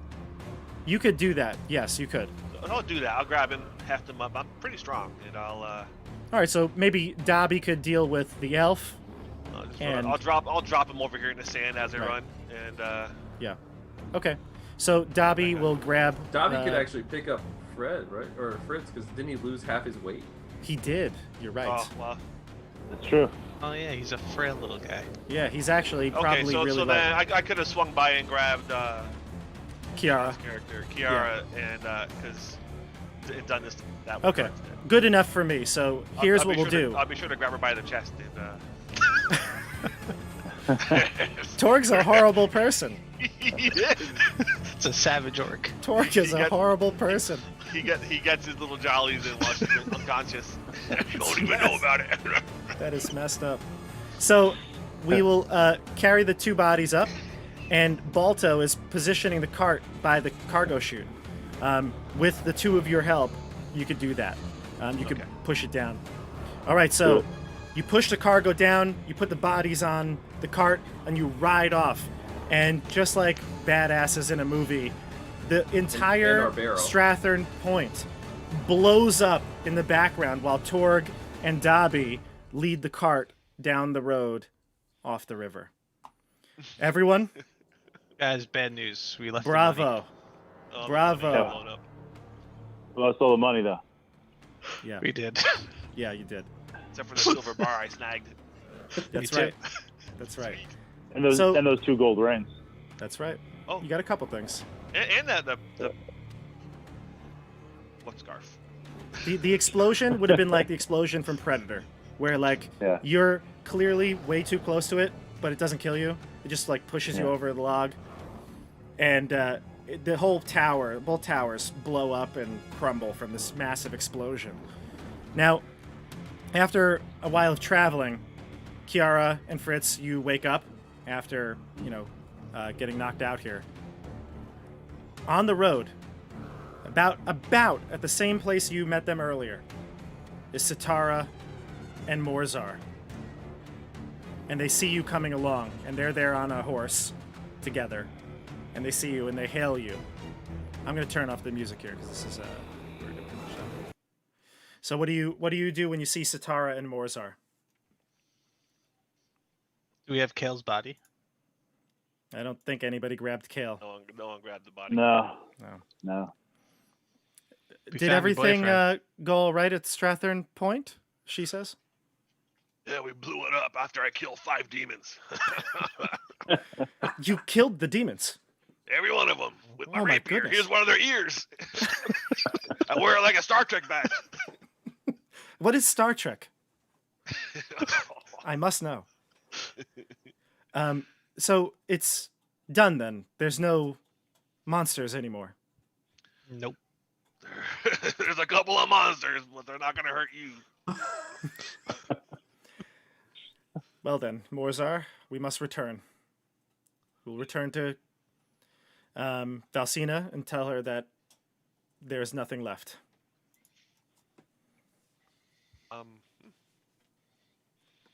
Whose boat was that? That was attached to that. That was the boat that was going to pick up your shipment. I imagine the boat got blown up too, huh? Yeah. If you checked the boat, there would have been some stuff on it, cargo that you could have taken, more money. But, well, anyway, so guys, I think that's where we're going to leave it here. Unless you have any questions or any other things to say, that was excellent. Really, a lot of fun. That was excellent. Yeah, That was tough, especially the end there. it was tough. Yeah.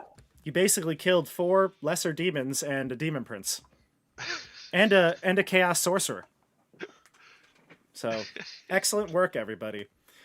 I'm just going to work, Fritz. Distracting and throwing invisibility. Well done. Yeah. I just want to thank you all for joining me for this incredible one-shot. I had a lot of fun. It's always great to DM with friends, especially if we don't get to play D&D or other games all that much at the time, with pandemic and everything. So it's a lot of fun to see you all and get a chance to make characters and roll some dice. Yeah, we need to do this again. This was fun. Yeah. I'd be down for it. Now you know why Torg Buttswing was permabanned. And thank you for the chat. We have a lot of people in here commenting. Yeah. Thank you for keeping us entertained and on track. Uh-oh, we lost someone. Uh-oh. Well, there you go, everybody. Way to end it. We lost Was We lost Dobby. We lost Andrew. Classic. Well, I'm going to leave it at that. With all our windows messed up, what a way to end it. Way to go, Andrew. But I'm going to switch it over here. So I'm going to actually just take off the zooms for a moment. If Andrew comes back, we'll let him back in. But I just wanted to say thank you to everyone watching. Don't forget to subscribe and on YouTube and follow on Twitch. And please check out all of these players on their own social media and sites. So all those are in the description. Thank you again. And I will see you next time on the tabletop. Everybody, say goodnight. Good night, guys. Thanks. Thanks, Bobby. Thank you. Good night, guys. Good night. Thank you, Bobby. Thank you.